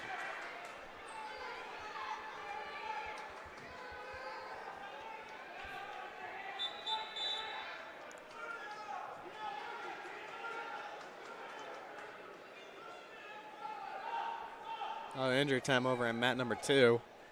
Looks like Esther's back's a little locked up.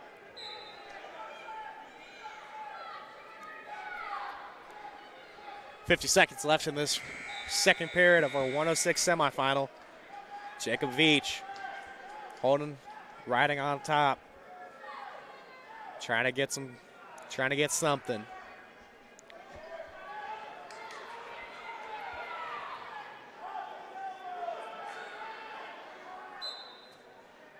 Second period of action on mat number 3. Braden Sherrick chose bottom, trying to get another point, make it 5-3. Looks like we got some back points on mat number 1 for Jacob Veach.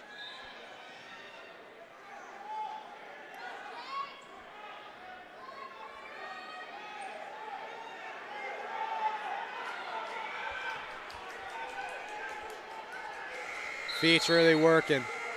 That's the end of the second period.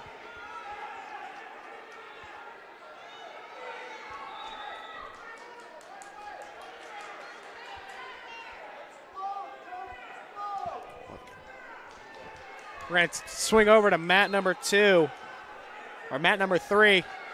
We're going, and Braden Shear going at it.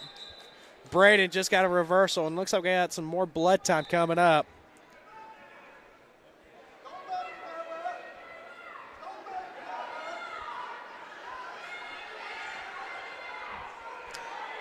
We're going to return back to Matt. Trying to get you as much action as we can, folks.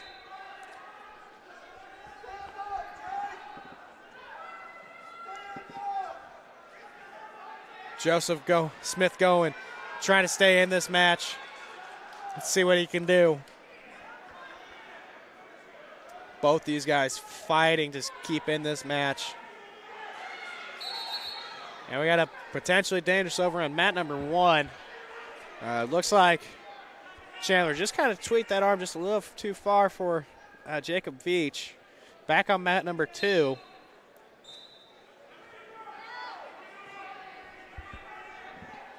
Goheen still fighting. He's trying to compete. Both these guys are still fighting.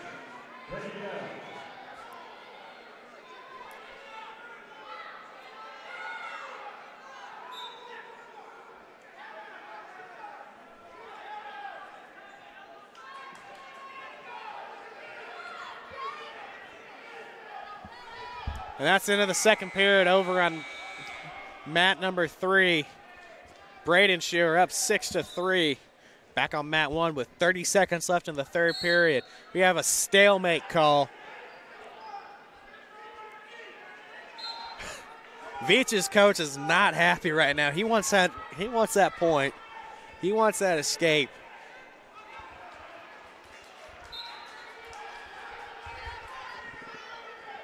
Veach, this freshman, he's trying to compete for a regional title. Chandler, the sophomore. Veach just needs to pop his head out.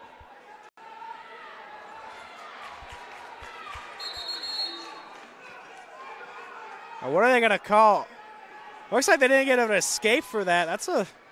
Pretty interesting call. Looks like the ref didn't say he was out of Shear's control. Shear's going to cut him. 12 seconds left in this third period. Veach needs to be careful. Does not want to give up anything. 5 seconds left in this match. And that's in. Jacob Veach is going to be competing for a regional title. It was a great match by both of these wrestlers. Really excited to see them next week at the Fort Wayne Coliseum for semi-state action. Back on mat number 3, we have Chandler's brother Braden up 8-3 on Joseph Smith-Goheen. Under a minute in this third period. Let's see what happens.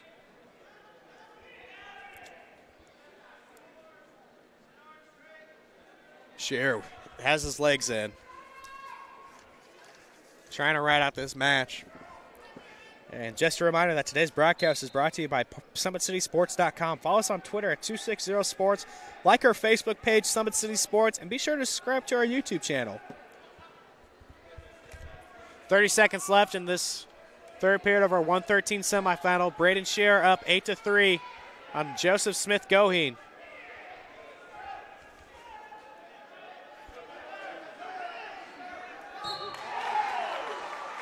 (113) semifinal on mat number 1.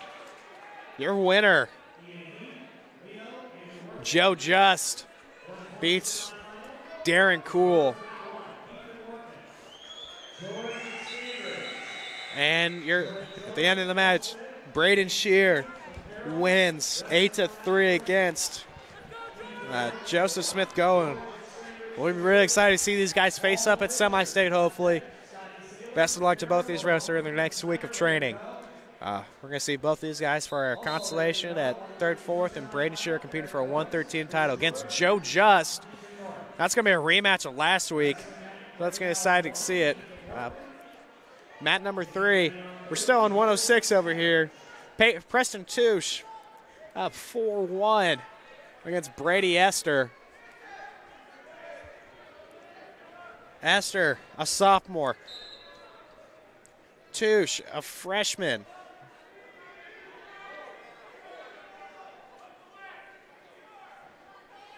Preston Touche ranked in at number 19 in the state, so let's see what he can do. It's going to be really excited coming up. See if he can punch his ticket to Indianapolis next week at the Fort Wayne Coliseum. Esther trying to lock up. His coach getting animated. He's ready to go. 2 seconds left. And that's the end of the match. Preston Touche, he's competing for a regional title. Over on mat number 1. We're at 120. Ian Heath, a freshman with a 37-3 record. Andrew Wortman, a senior. It's a senior and a freshman going at it right now. Heath up 2-0. He has Wortman locked up right now. He's trying to get that turn.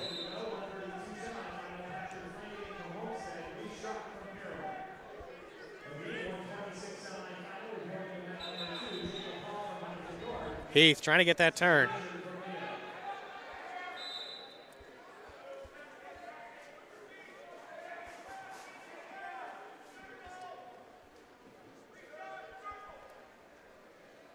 Heath working to get that turn.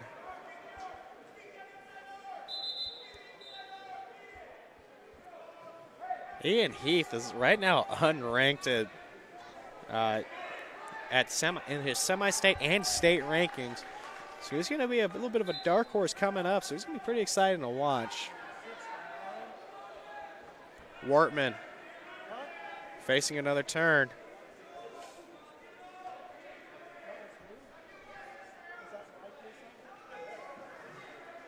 Oh, sorry, Ian Heath ranked at number 4 in his semi-state.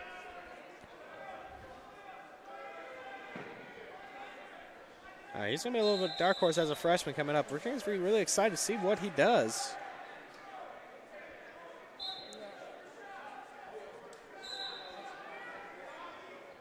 Ian Heath, ranked in at number 19, so he will be a dark horse coming up. He is not unranked, as I said before. Very sorry about that. But he's right now up 6-0 on Wortman. What can he do? Let's see what the freshman can do. He is trying to get his way, make his way to Indianapolis.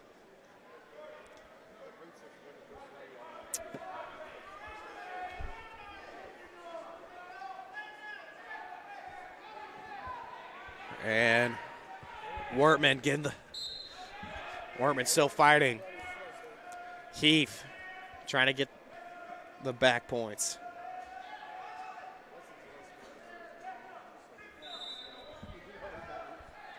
Up 11-0. Wortman's still fighting Heath. Showing how dominant the young guy can be.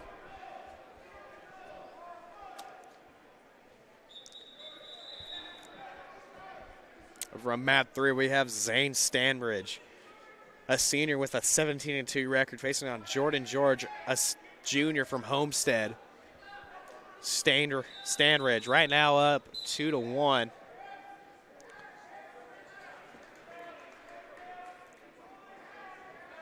Heath has a leg in right now. He's just trying to get that Turk, trying to get some points.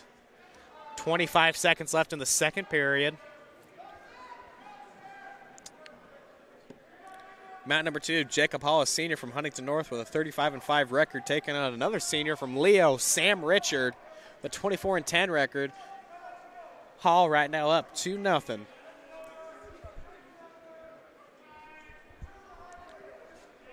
With 2 seconds left, and that's the end of the second period. Ian Heath.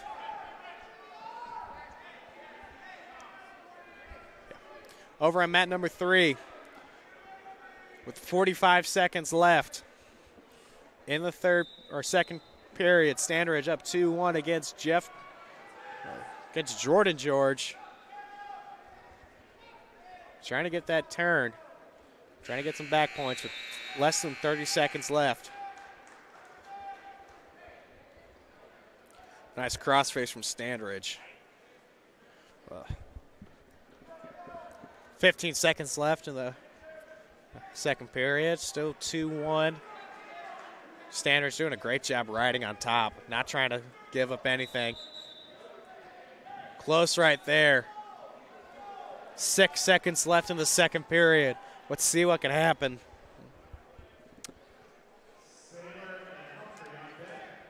Back on, over on mat 1, Heath gets another turn.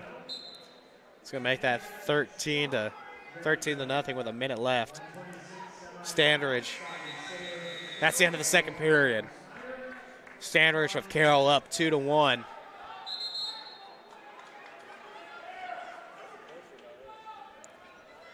And your winner on mat 1, Ian Heath, the freshman. He's competing for a regional title. He's going to be a dark horse coming up. I was really excited to see what he does.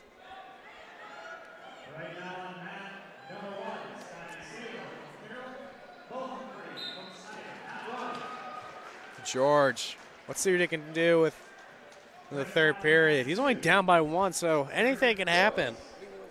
Stanbridge just can't sit there and risk giving up the stall call.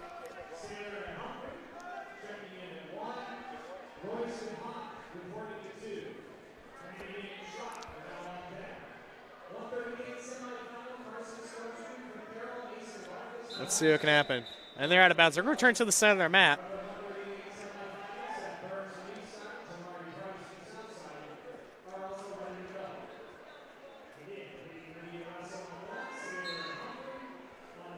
Jordan George.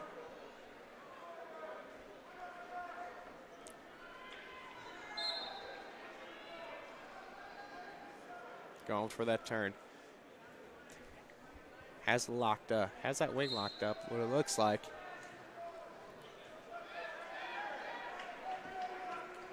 Mat 1, we have a pretty exciting match going on. Scotty Saylor, Bo Humphrey. It's going to be a really exciting match coming up. Mat 2, Eric Roost of Lures. Ricky Hott of Huntington North. It's a 132 semifinal. These guys are going to be really fun to watch.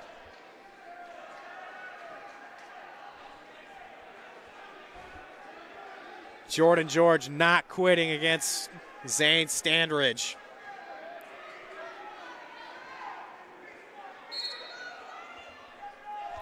Jordan George only down by 1.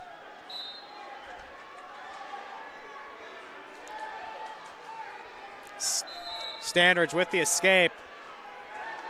Jordan George on a single. Can he get the takedown? He gets it. Ties the match up with 13 seconds left. We may be going to overtime, ladies and gentlemen. 5 seconds left in the match. Nothing given up.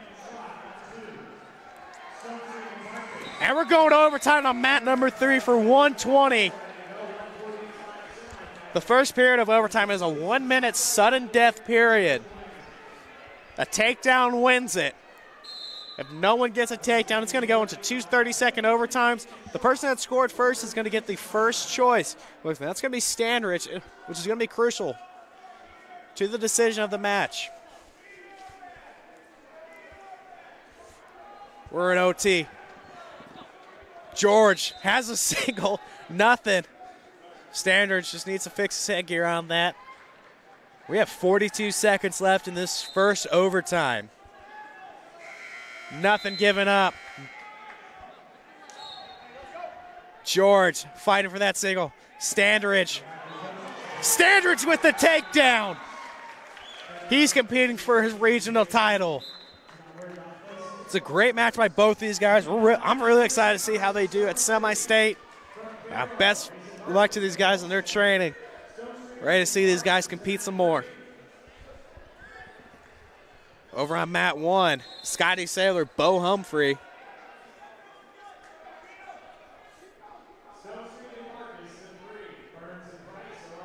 Humphrey right now up 5-0 on Saylor. Stalemate. 30 seconds have gone by in this second period. A little bit of a slap from Bo, trying to get that head position. He's setting the tempo.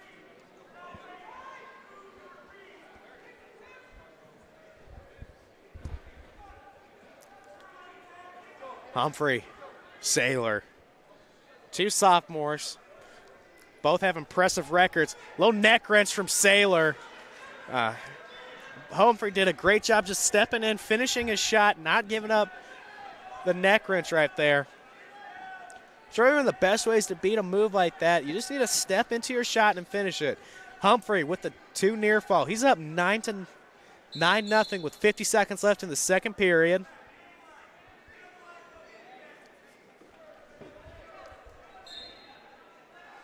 Mat number 3, we have Carson Stone Street of Carroll, Mason Barks of Homestead. Sophomore-senior matchup going on right over on mat number 3. Reese Schrock of Carroll, Patrick Flanagan of Homestead. So, got 2 Homestead-Carroll matches coming up. It's going to be really exciting. Mat 2, Schrock with a great takedown. He's up 2-0.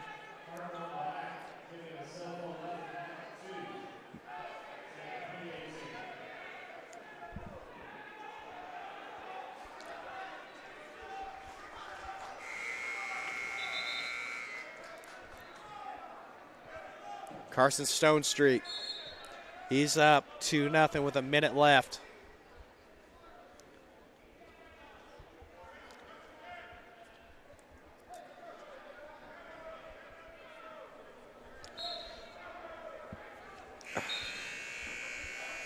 And first on mat number 2, Stone Street up 2-0. 48 seconds left on mat number 3.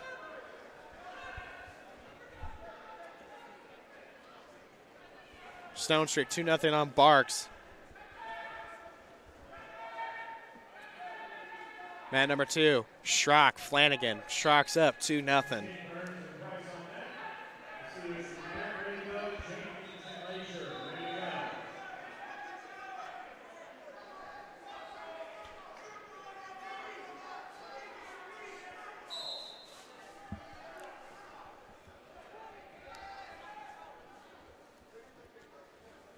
Nice little hand fighting between Stone Street and Barks. Stone Street a 13-4 record. Barks a 27-5 record. Barks with the takedown. It's 2-3 going into the second period. It's going to be a great match right here. Let's see what happens. Stone Street defers his choice to the third period. Barks chooses bottom. Let's see what happens.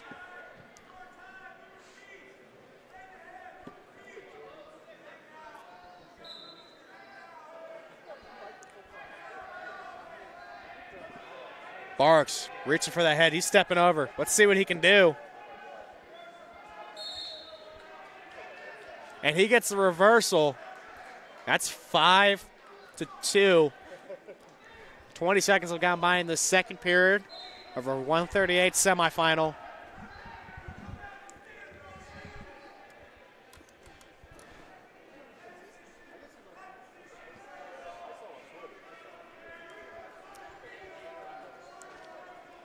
Stone Street fighting to get to his base, trying to work his way up. Your winner on mat number 1 at your 126 final is Bo Humphrey, winning 11-0 on Scotty Saylor. Both of these guys are sophomores, so they're going to be really excited to watch in the next coming years. We're probably going to see a lot of these Saylor-Humphrey matchups.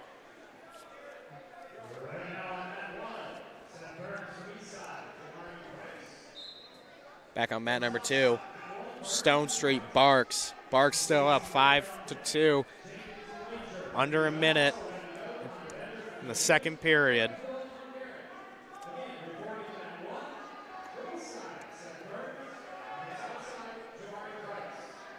Mat number 2, Reese Schrock up 4-1 on Patrick Flanagan.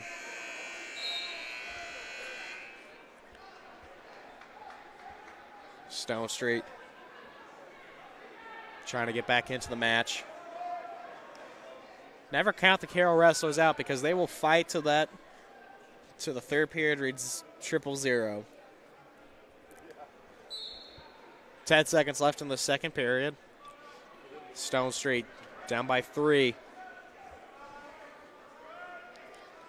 Over on mat number 1, we have Seth Burns, a senior with a 37-8 record, and Jamari Price, a senior with a 23-1 record. Jamari Price ranked in the top 20s of Indiana wrestling. So we're excited to see what happens. It's going to be a really exciting match right here. 2 seniors.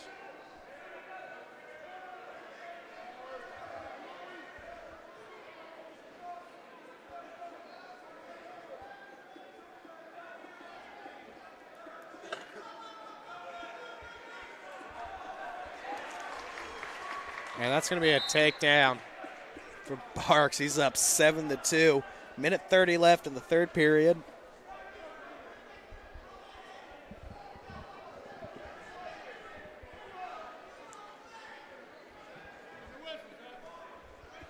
On mat number 1, Seth Burns up 2-0 on Jamari Price.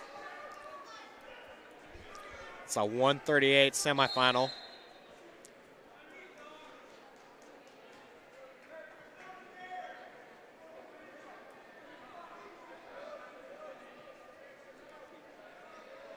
Jamari Price ranked in at number 17. He's going to be an exciting wrestler. He's down 2-0 against Seth Burns, a senior from Eastside.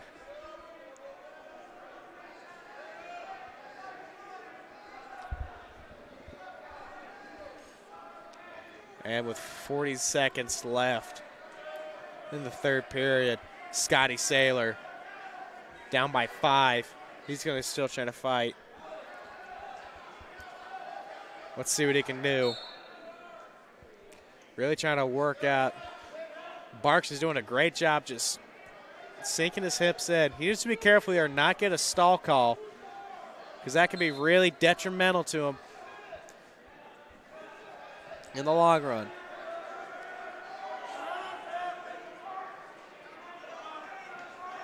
On mat number 2, you got a stall warning on Reese Schrock, but Schrock makes up for it, gets a takedown. And it's Schrock, your winner on mat number 2 over Patrick Flanagan. 8-2. He's competing for a regional title. Mat number 1, Jamari Price, Seth Burns. Burns up 2-0. Runner on mat number 3 is Mason Barks.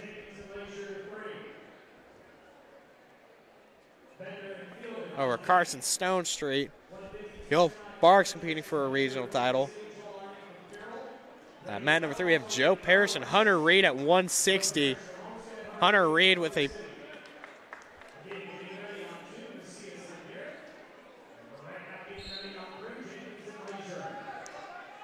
sorry, looks like I coded a little bit wrong on that. Looks like they're going to 145. Jake Jenkins and Joe Lezier, a junior and a senior, taking on each other.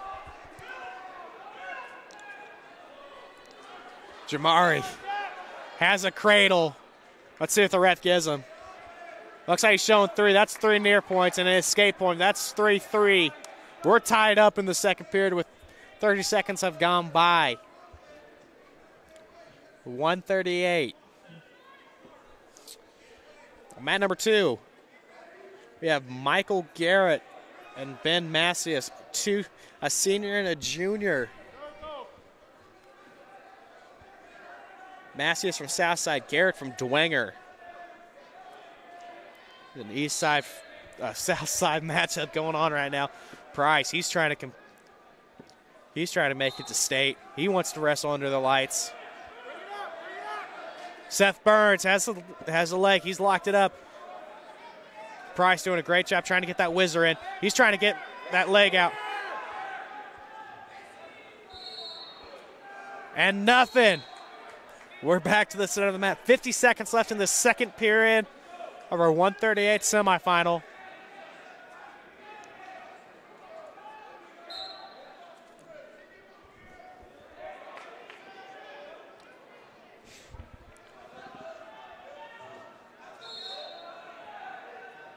Looks like we're having another interesting setup here.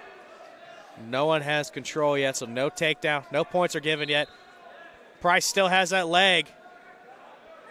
He needs to hold on, not to give up a takedown with 20 seconds left in the second period. And we have a stalemate. We're back to neutral. 17 seconds left in this second period. We're tied 3-3. 2 seniors duking it out right now.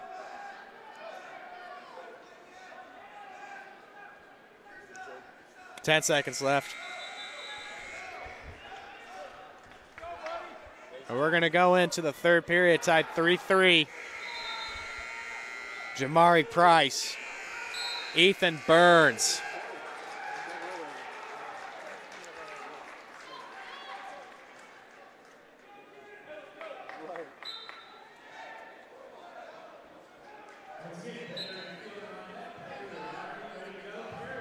Mat number 2, looks like we got a penalty point, and then a last-second takedown from Michael Garrett. Garrett's going to choose bottom.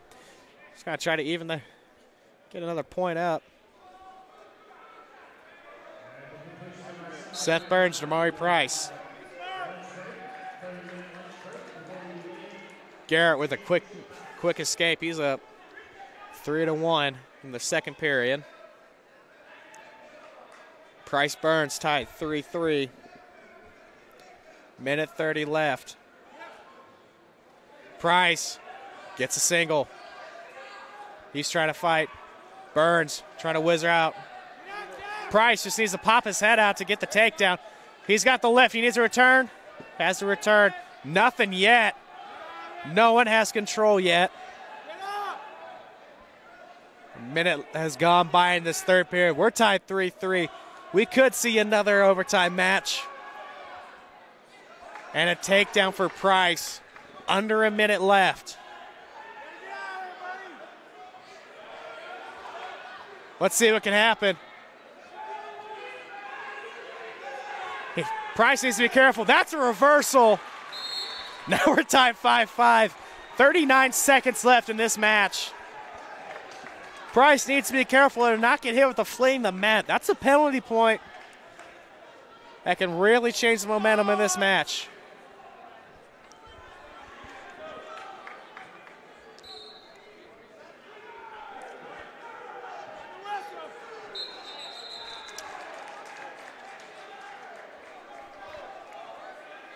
Mat number 2, Michael Garrett up 5-3 on Ben Macias. And we got a penalty point. And we got a full Nelson.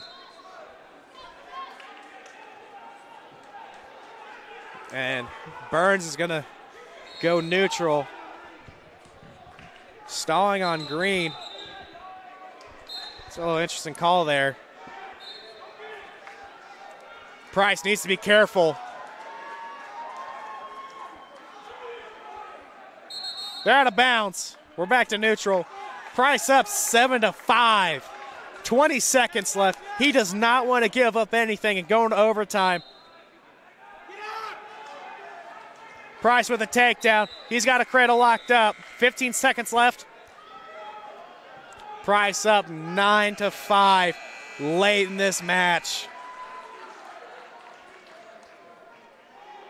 3, 2, 1. And that's the end of the match. Jamari Price winning 11-5. Hopefully we get to see both these wrestlers again at semi-state, because this is going to be a really interesting rematch. Price competing for a regional title. Ranked in at number 17 in the state. Let's see what he can do to make it to Indianapolis.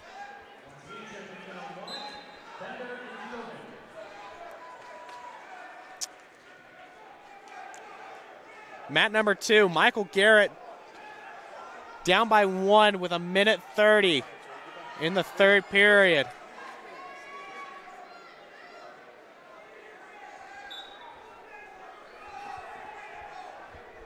Six to 5 right now. Garrett trying to work to get that escape point. If not, even better, get the reversal to be up by 1. Over on mat number 1, Connor Bender and Clayton Fielden. Senior sophomore matchup. Let's see what happens coming up. Mat number 3, third period, minute 10 left. Joe Lezier up by 1 against Jake Jenkins. That'll be exciting. That one's going to come to an exciting conclusion. Michael Garrett down by 1. Trying to get that escape.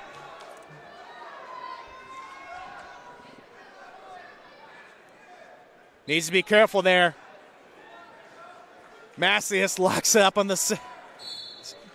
Macias with the stick with 46 seconds left. He's competing for a regional title.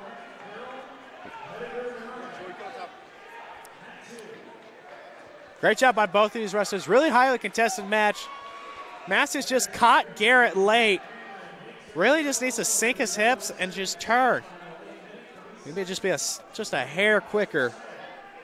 Over on mat number 3. Really exciting match right now. It is 2-1 with 20 seconds left. Make that 3-1. Joe Lezier up 3-1 against Jake Jenkins.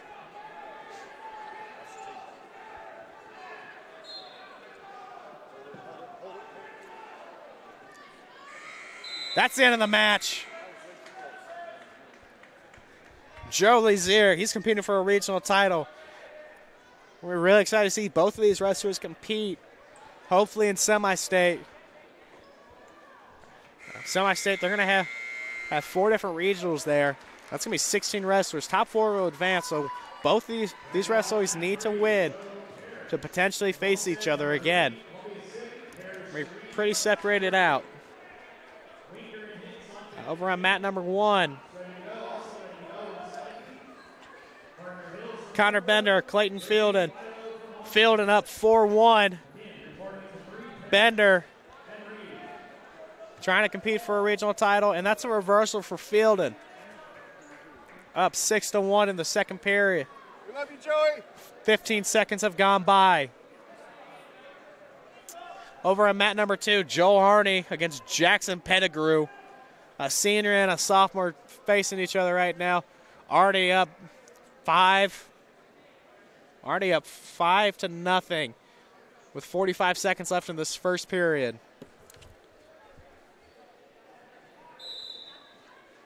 Mat number 3, Joe Paris and Hunter Reeder facing each other.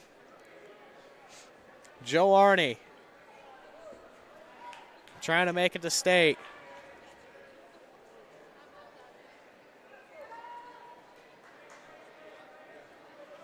Arnie, he was a qualifier last year at 145. He wants to make it back. Friday night at Bankers Life is one experience that you will never forget. Really excited to be there.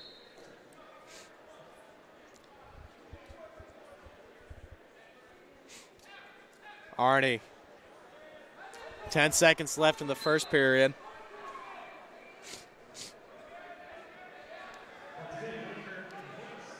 Over at mat 3, Hunter Reed up 4-0. Reed, he was a qualifier last year.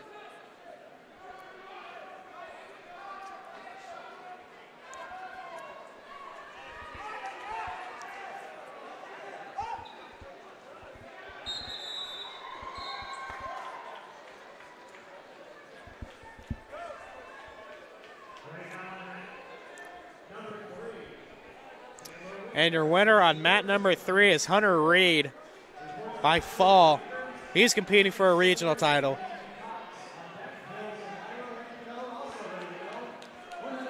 Filled it. That's the end of the third. Oh, push off. Nothing wrong with that. Just tell him to get off me. Fielding up 8-2.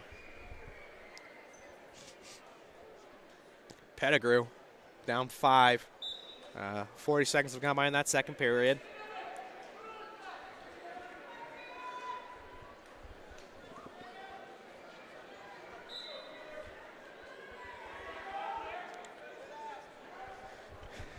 Chandler Wonker and Ethan Hicks, a senior. Wonker, a senior with a 36-1 record, taking on Ethan Hicks, 34-7 record. Arnie, 50 seconds left. He's still riding on top.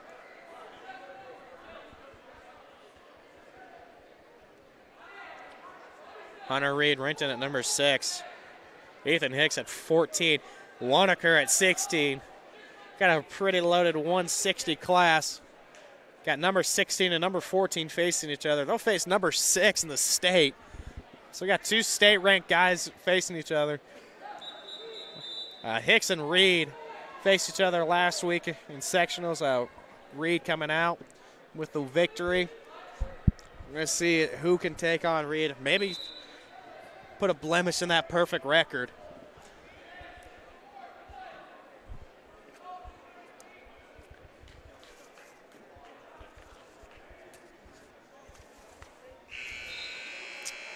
The Fort Wayne Comets have won 9 championships in 65 years of calling Fort Wayne home. The Comets have attracted over 1.2 million fans to the Coliseum over the past 4 years, with an average attendance of over 7,500 fans per game. For game info and tickets, go to Comets.com. You can also follow the Comets on Twitter, Facebook, and Instagram. We're back on the mat for a 160 between Ethan Hicks and Chandler Wanaker.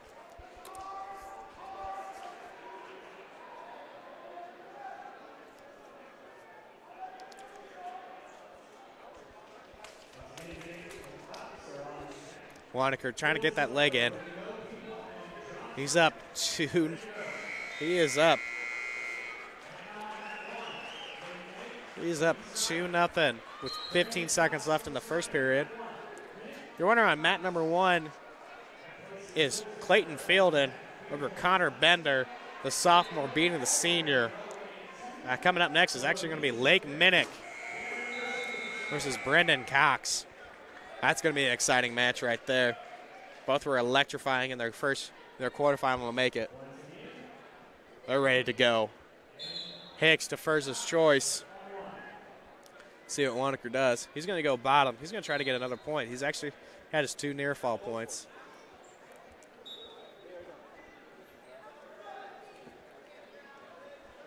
Minnick and Cox on mat number 1. Arnie up 8-0. On Jackson Pettigrew, the senior-sophomore matchup. We have a junior-senior matchup on mat 1 and a junior-senior matchup on mat number 3. This is going to be a really interesting match right there. Got a caution on Minnick on mat 1.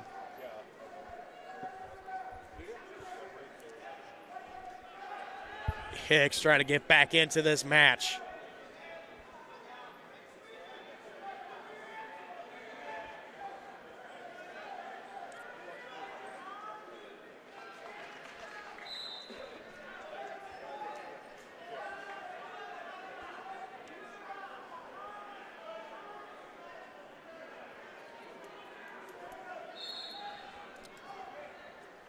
And Wanamaker getting the escape. He's up 5-0 with a minute left in the second period.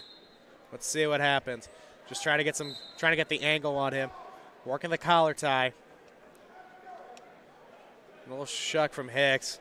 He's trying to reset, find where he wants. Another collar tie. Trying to get the head position. Head position is crucial. That's where if you get the right head position, you can work almost anything. Hicks goes in for the shot. Nice sprawl by Wanamaker. Nothing yet. No one has any points.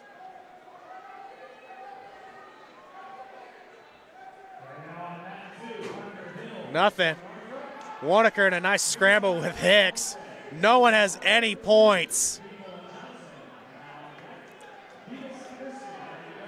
And a takedown for Hicks. It's 2-5 with 10 seconds left in the second period. Has a nice arm right there.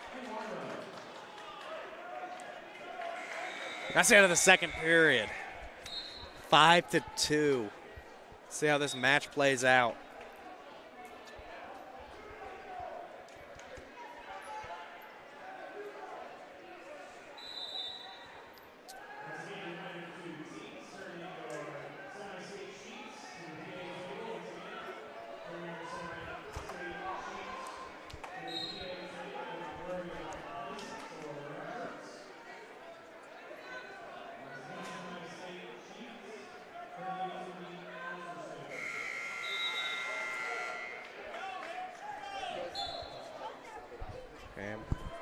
Still hand fighting. Nothing yet. Won't occur. 5-2. 30 seconds have got by in that third period. Just a reminder that Parkview's new Ortho Express Clinic is your home for all your orthopedic needs. Instant access to physicians, x-rays, and physical therapy performance, and our sports dietitian are right at your fingertips. Visit Parkview Ortho Express. Learn more at parkviewsportsmedicine.com. Wanamaker got a takedown on Hicks. He's up 7-2 with just over a minute in that third period. Wanamaker ranked in at 16. Hicks at 14.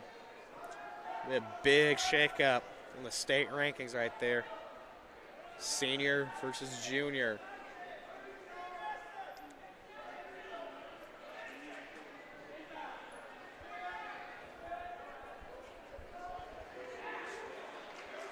Over on mat 1, Mike Minnick with a creative takedown. He's up 4-2 on Brandon Cox. Like I said earlier, it's going to be a really contested match right there between both of those wrestlers. Mat 2, we have a little bit of blood time going on. Just doing a little cleanup on Peyton Hillis and Parker Hills and Braden Wero. Minnick has a Turk. He's getting the back points.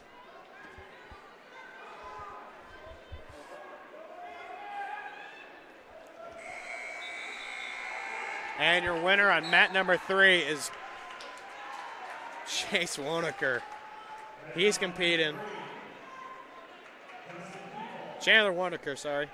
36-1 record over Ethan Hicks. He's competing against Hunter Reed for a regional title. Back on mat number 1, Lake Minnick up 7-2 on Brandon Cox. Cox trying to get some reversal. Nice crossface from Minnick. He has those legs deep in on Cox. Still trying to fight. 20 seconds left in the second period.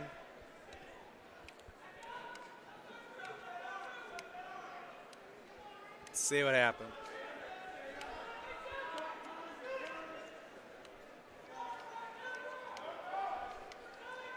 Minnick, like I said earlier, he is right now ranked in at number 10 in the state. Brady Wiro is ranked in at number 12 in the state. So seeing those two guys face up, it's going to be a number 10, number 12 matchup. It's going to be really interesting for what's coming up. Minnick did not qualify last year as a junior or a freshman, just short. He's trying to make it. Cox with the quick legs to get in. He's trying to get back into this match.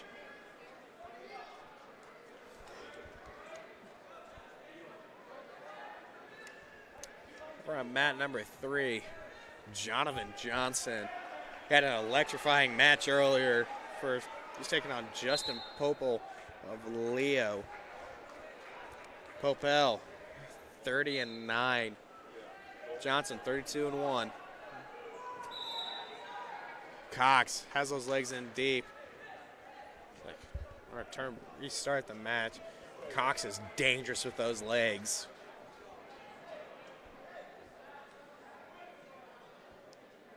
And Cox is going to go freestyle start. Minnick needs to be careful with this. Caution on Cox. He's a little, thought he heard a whistle.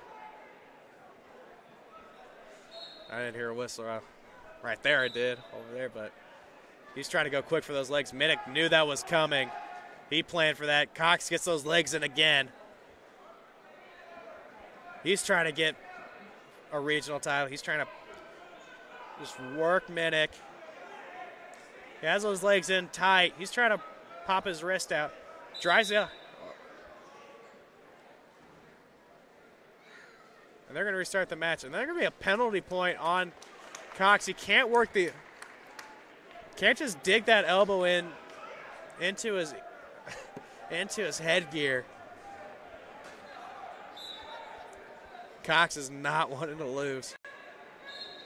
Minnick, he's a little fired up about that. He did not appreciate the elbow. That's what I like about wrestling. It's an aggressive sport, but you still need to be keep your composure. Cox down 8-2. Gets Minnick. 30 seconds left in this match. Minnick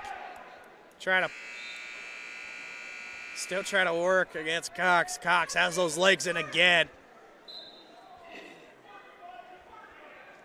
Minnick, 20 seconds left. He's still trying to fight, trying to get up, get a point, or get the reversal. Can't really do anything with how dangerous Cox is with his legs. Has him in deep right now, trying to work something, get some back points, get into this match. 5 seconds left. It looks like Lake Minnick, he's going to be competing for a regional title.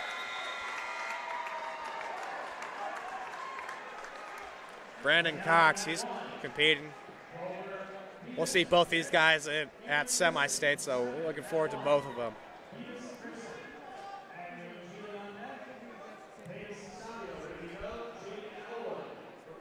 We're going to move it over to Brandon Wiro, number 12 in the state. He's up 6-0 on Parker Hills, a senior with a 33-6 record. Wiro with a 35-1 record. Over on mat number 3, Jonathan Johnson. He's right now up 13-3. He's another electrifying wrestler. He wants to make his way back to Baker's Life.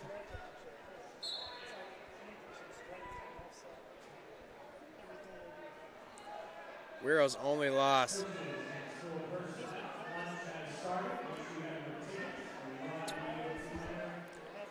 His only loss is a 5-1 decision. So that'll be interesting to see how he does.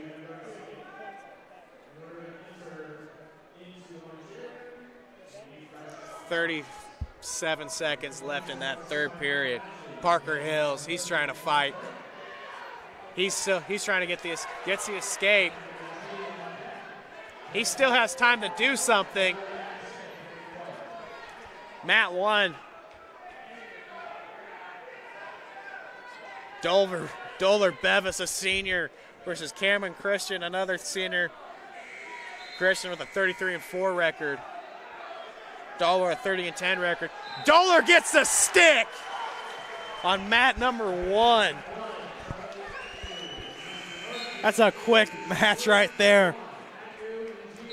Dolar was not messing around. He wants to compete for a regional title. He wants to get that seed, be the number 1 seed. Makes things a little bit more interesting. Make a statement for himself. Mat 3 winner Brady Wyro and Lake Minnick are going to be facing each other for your 170 final.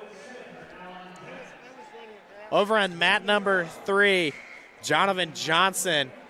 He's up 15-3. I'll make that 16-3 against Justin Popel. Another takedown for Johnson. And that's a tech fall. Jonathan Johnson. That's a second tech fall for the region. Let's see how he does in the final. He'll be facing Dolar Bevis.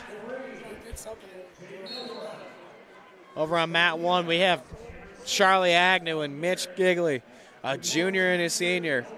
Gigley, a 30-2 record. Agnew, 32-7. This is going to be a really interesting matchup right here.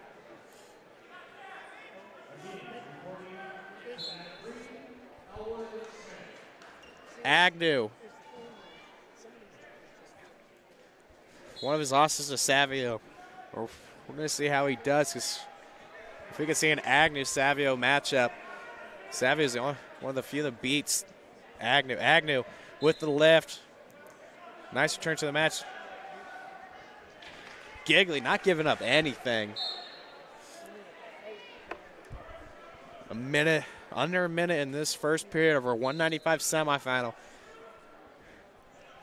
Gigley does a great job working that arm in, whizzing out of Agnew's single. Nice collar tie going on. Trying to fight for head position.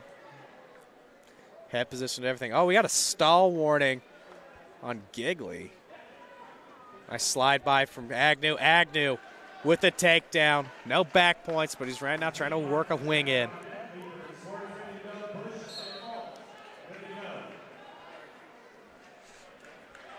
We have our 220 matchup over on mat number 3. It's Jaden Elwood, who had a comeback victory against Reese Wicker. Cameron taking on Cameron Smith, a junior and senior matchup. It's going to be really interesting coming up. Agnew not getting anything. That's the end of the first. Agnew up 2-0 against Mitch Gigley of Bishop Lures.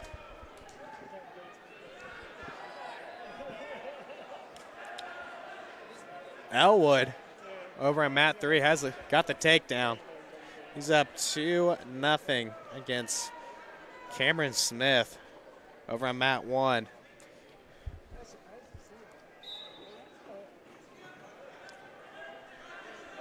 Gigley on bottom. Agnew trying to work something. Has a wing in, trying to work it.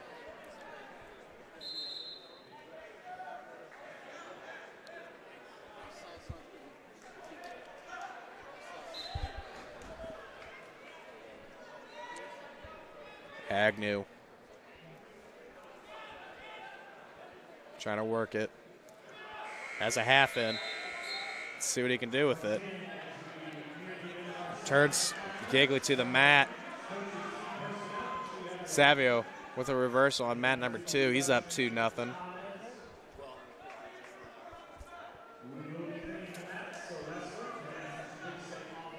After this, we're going to take a quick break. We're going to get ready for a finals matchup.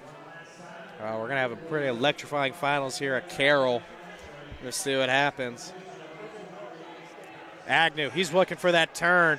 See if he can get it. He has under a minute. Has gone by that first period. He's still only up 2-0. Anything can happen. Now we have a potentially dangerous. We're going to turn to the center of the mat. Reset things. Probably watching that shoulder. Just you don't want anything to happen to these wrestlers. This is a combat sport, but you really want to make sure the wrestlers are all right in the end.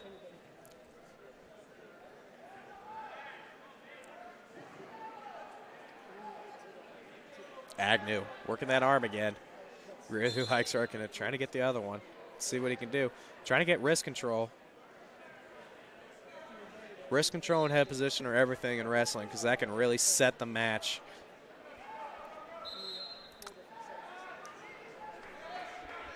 Agnew. Giggler still trying to get back into this match. He's only down 2. He has 15 seconds left in the third or second period.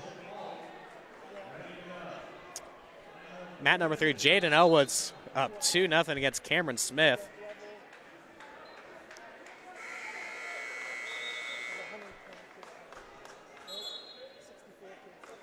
Smith is ranked number 18 in the state, so that'd be a big upset for Elwood, who's right now unranked. We have a little bit of blood time going on over at mat number 3. Agnew. Giggler doing a great job. He's trying to get back into this match. He needs to get a turn, get some near fall points to get into this match. You really don't want to give up an escape right here because that can really turn the match. We'll make it a 3-0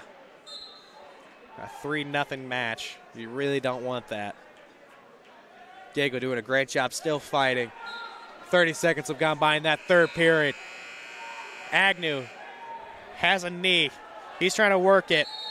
Can he get the reversal? And he does. Agnew up 4-0 on Mitch Giggler in our 195 semifinal. Just over a minute left. Agnew trying to work an arm. Nothing. Let's see what he can do with a minute left in this 195 semifinal. He wants that regional title. He wants to get a higher seed when it comes to semi-state, because that's going to really make a difference. Mat number 3 in our 220 semifinal. Jaden Elwood's up 6-2 on Cameron Smith. Mat number 2, we're tied 2-2. Jacob Savio, or Savio, or Jackson Savio and Beck Davis. Great ranked matchup right there.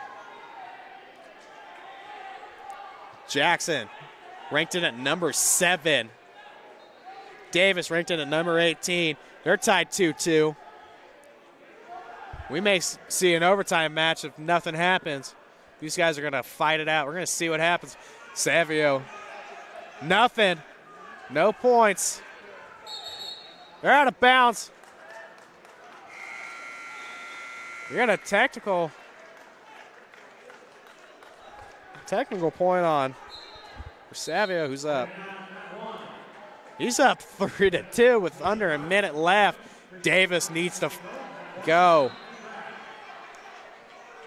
Both coaches getting animated over on mat number 2. They want to see both of those wrestlers go. You look over to the corner of your screen. You see New Haven's coaches. They're ready to go.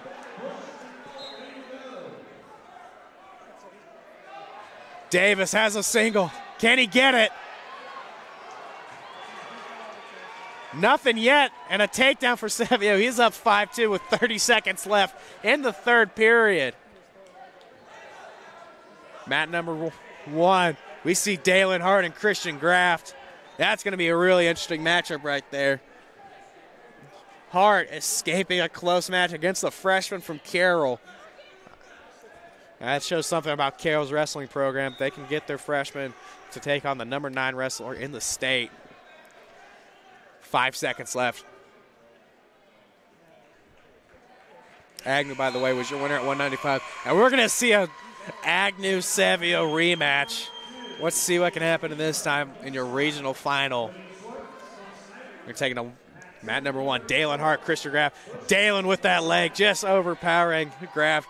Graft is fighting up. Let's see what Graft can do. Graft had a come-behind victory. A little scared for him, but he's fine. He's ready to compete. Jaden Elwood, your winner on mat number 3 at 220, winning 9-2 against Cameron Smith. Smith, who was ranked number in the top 20 in the state, number 18, upset by the unranked Elwood. That's going to be really interesting coming up, especially in the semifinal, semi-state. Hart with another takedown. Graft, he's still competing. He's not going to give up. Trying to get the wrist control, get the head position. Dalen has to be careful. He's already under the all the refs are going to be watching him just after his first match for a couple of his quick moves. Through Muncie on the outside of the mat. Another takedown from Hart. Dakota Alt on mat number 3.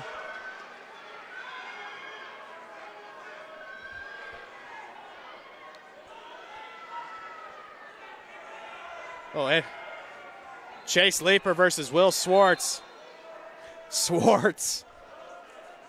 Looks like Swartz got caught in a little bit of a hip toss from Leeper.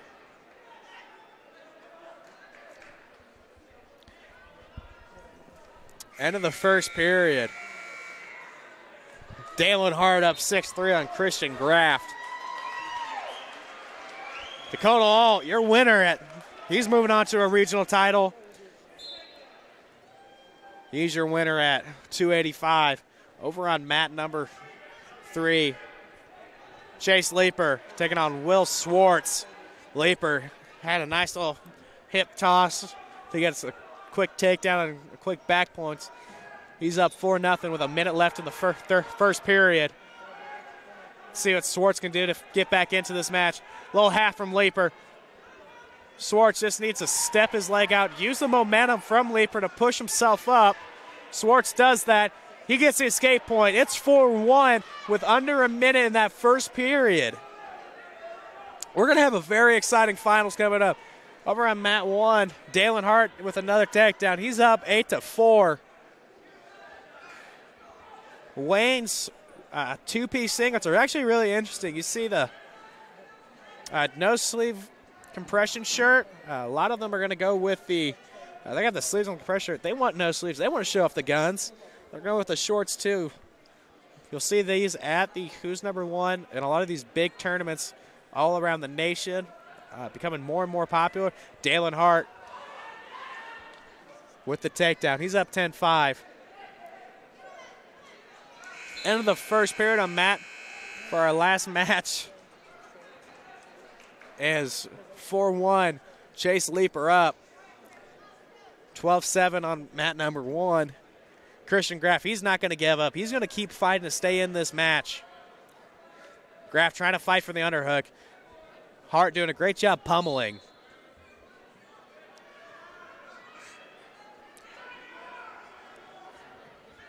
Graff with a great sprawl, denying Dalen of a takedown. Under 30 seconds in the second period. Let's see what can happen. Mat number 2, Will Swartz down by 3 against Chase Leeper, the sophomore. It's a junior-sophomore matchup. We have a senior-junior matchup on mat number 1.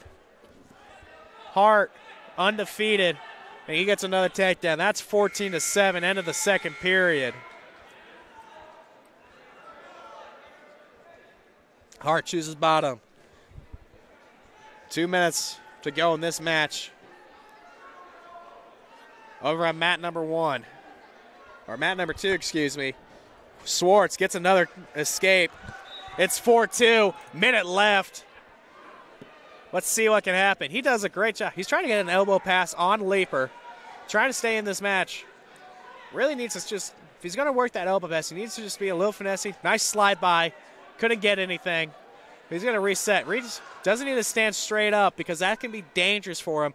Oh, he's trying to get a bear hug. Needs to be careful with that because if he doesn't sink his hips right, spell a lot of danger. Minute 30 on mat number 1. Christian Graff tries a shot. He's not giving up. And we got nothing. That's a close call for the ref.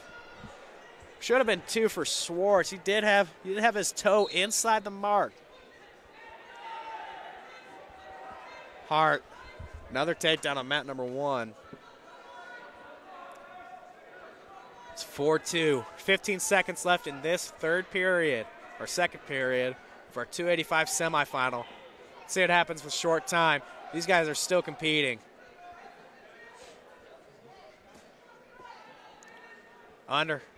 Swartz trying to work an underhook. That's the end of the second period.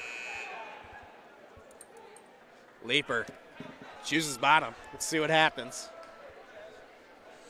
Schwartz needs to get a turn to tie this match up.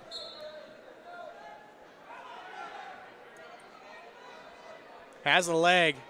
That's going to be a skate point. Schwartz needs to get a takedown and get some form of back points to get the lead in this match. If he gets a takedown, he needs to come and get another takedown to tie the match up and send it into overtime. And overtime matches for heavyweights are always interesting. Dalen Hart with another takedown. He's up 19-8. 12 seconds left. It's going to be Dalen Hart and Jaden Elwood. It's 5. Dalen Hart's your winner. He is competing for a regional title. And now we got a minute left in our third period heavyweight semifinal. Will Schwartz down by 3. He's trying to work that underhook. Leaper needs to be careful because he can get hit for a stalling call at any time, and that can change the entire match. Another underhook from trying to get a trip. He's trying to get something in this match. 42 seconds left in this heavyweight match. Let's see what can... Will just trying to go. His coaches are getting animated. And we have a stalling warning on Leaper. 30 seconds left. He's just trying to hold this match out. 25 seconds left. Leaper Schwartz. Leaper trying to make a regional title. Schwartz trying to beat Leaper. Trying to come from behind on this. 15 seconds left. Let's see what happens. Schwartz goes in for the shot. Can't get it. 5 seconds left. Chase Leaper. He's competing for a regional title against Dakota Alt. Will Schwartz really contested on that. We're going to be excited to see both of those wrestlers compete in the semi-state next weekend at the Fort Wayne Coliseum. Folks, we're going to take a 30-minute break. We'll get back to you as soon as we can. My name's Matt Runyon. With me is Balin Height.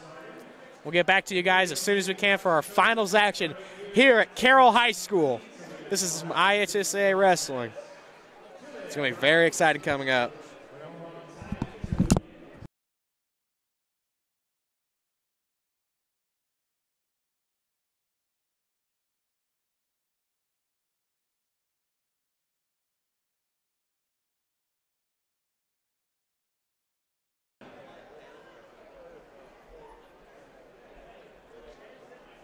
UP Sports finds the athlete's purpose beyond athletics, the industry leader in sports performance for over 10 years in Northeast Indiana. You can find out more by clicking on the Services tab at the top of this page. Friday Night Lights. Fort Wayne football from the comfort of your own home, or when you're on the go. The same night the pigskin touches the end zone, or is stopped dead in its tracks. 10 teams, 5 games, one website, SummitCitySports.com. Live stream high school games, score updates, and news hub for all Fort Wayne area athletics. Find us on Facebook, Twitter, YouTube, and SummitCitySports.com. At Parkview Sports Medicine, it's game on. Our elite team of experts in orthopedic surgery, athletic rehabilitation, nutrition, and sports performance coordinate your care all along the way. Parkview Sports Medicine, game on. It's the comets. Comets falling from the sky. Comets falling from the sky. Comets falling from the sky. Comets falling from the sky. Comets falling from the sky. Comets falling from the sky. Comets falling from the sky. Comets falling from the sky. Parkview Sports Medicine continues to lead the way in Northeast Indiana with our new Parkview Ortho Express Clinic, offering direct access to physicians and Saturday morning clinics that are convenient for you. Parkview Sports Medicine, game on. There's Ryan looking to center center into the slot to Esther, but broken up by Scott. He shoots, hit, scores! Now the sticks are up. And now this is bad news. Everyone going at it down here in the corner. Fort Wayne Hockey. McClung with the deke. 6 teams. Bone cutter to Ryan Freeby with the shot from the point. He scores! Live stream games new this season. Follow us on Facebook, Twitter, YouTube, and SummitCitySports.com. If you're an athlete or the parent of one, you want to check out Parkview Sports Medicine. We serve every level of athlete with our sports nutritionist, our expert physicians at ONE, and the area's only specialized athletic rehab. To learn more, go to parkviewsportsmedicine.com and click on the Services tab. Thank you for supporting Summit City Sports. For the last several years, we've provided the Fort Wayne community and beyond with coverage of a variety of sports, thanks to our title sponsorship from Parkview Sports Medicine. Since we began in 2015, our annual budget has covered the cost of videographers and commentators to over 300 plus games each year, new equipment and maintenance of that equipment, along with increased broadcast rights fees from the IHSAA. This season, we're reaching out to friends, families, and local businesses for additional sponsorships and donations. You can help us grow and get coverage to your favorite team or sport. A Summit City Sports sponsorship or donation will help make that happen. We have the goal of bringing fans live stream games of every SAC game we cover. With the additional funds, we'd invest in mobile internet devices, allowing us to bring our supporters every SAC conference football and boys and girls basketball games live, as well as more coverage for sports like cross country, tennis, golf, swimming, wrestling, track and field, baseball, and softball. For more information on sponsorships or how to donate, visit SummitCitySports.com.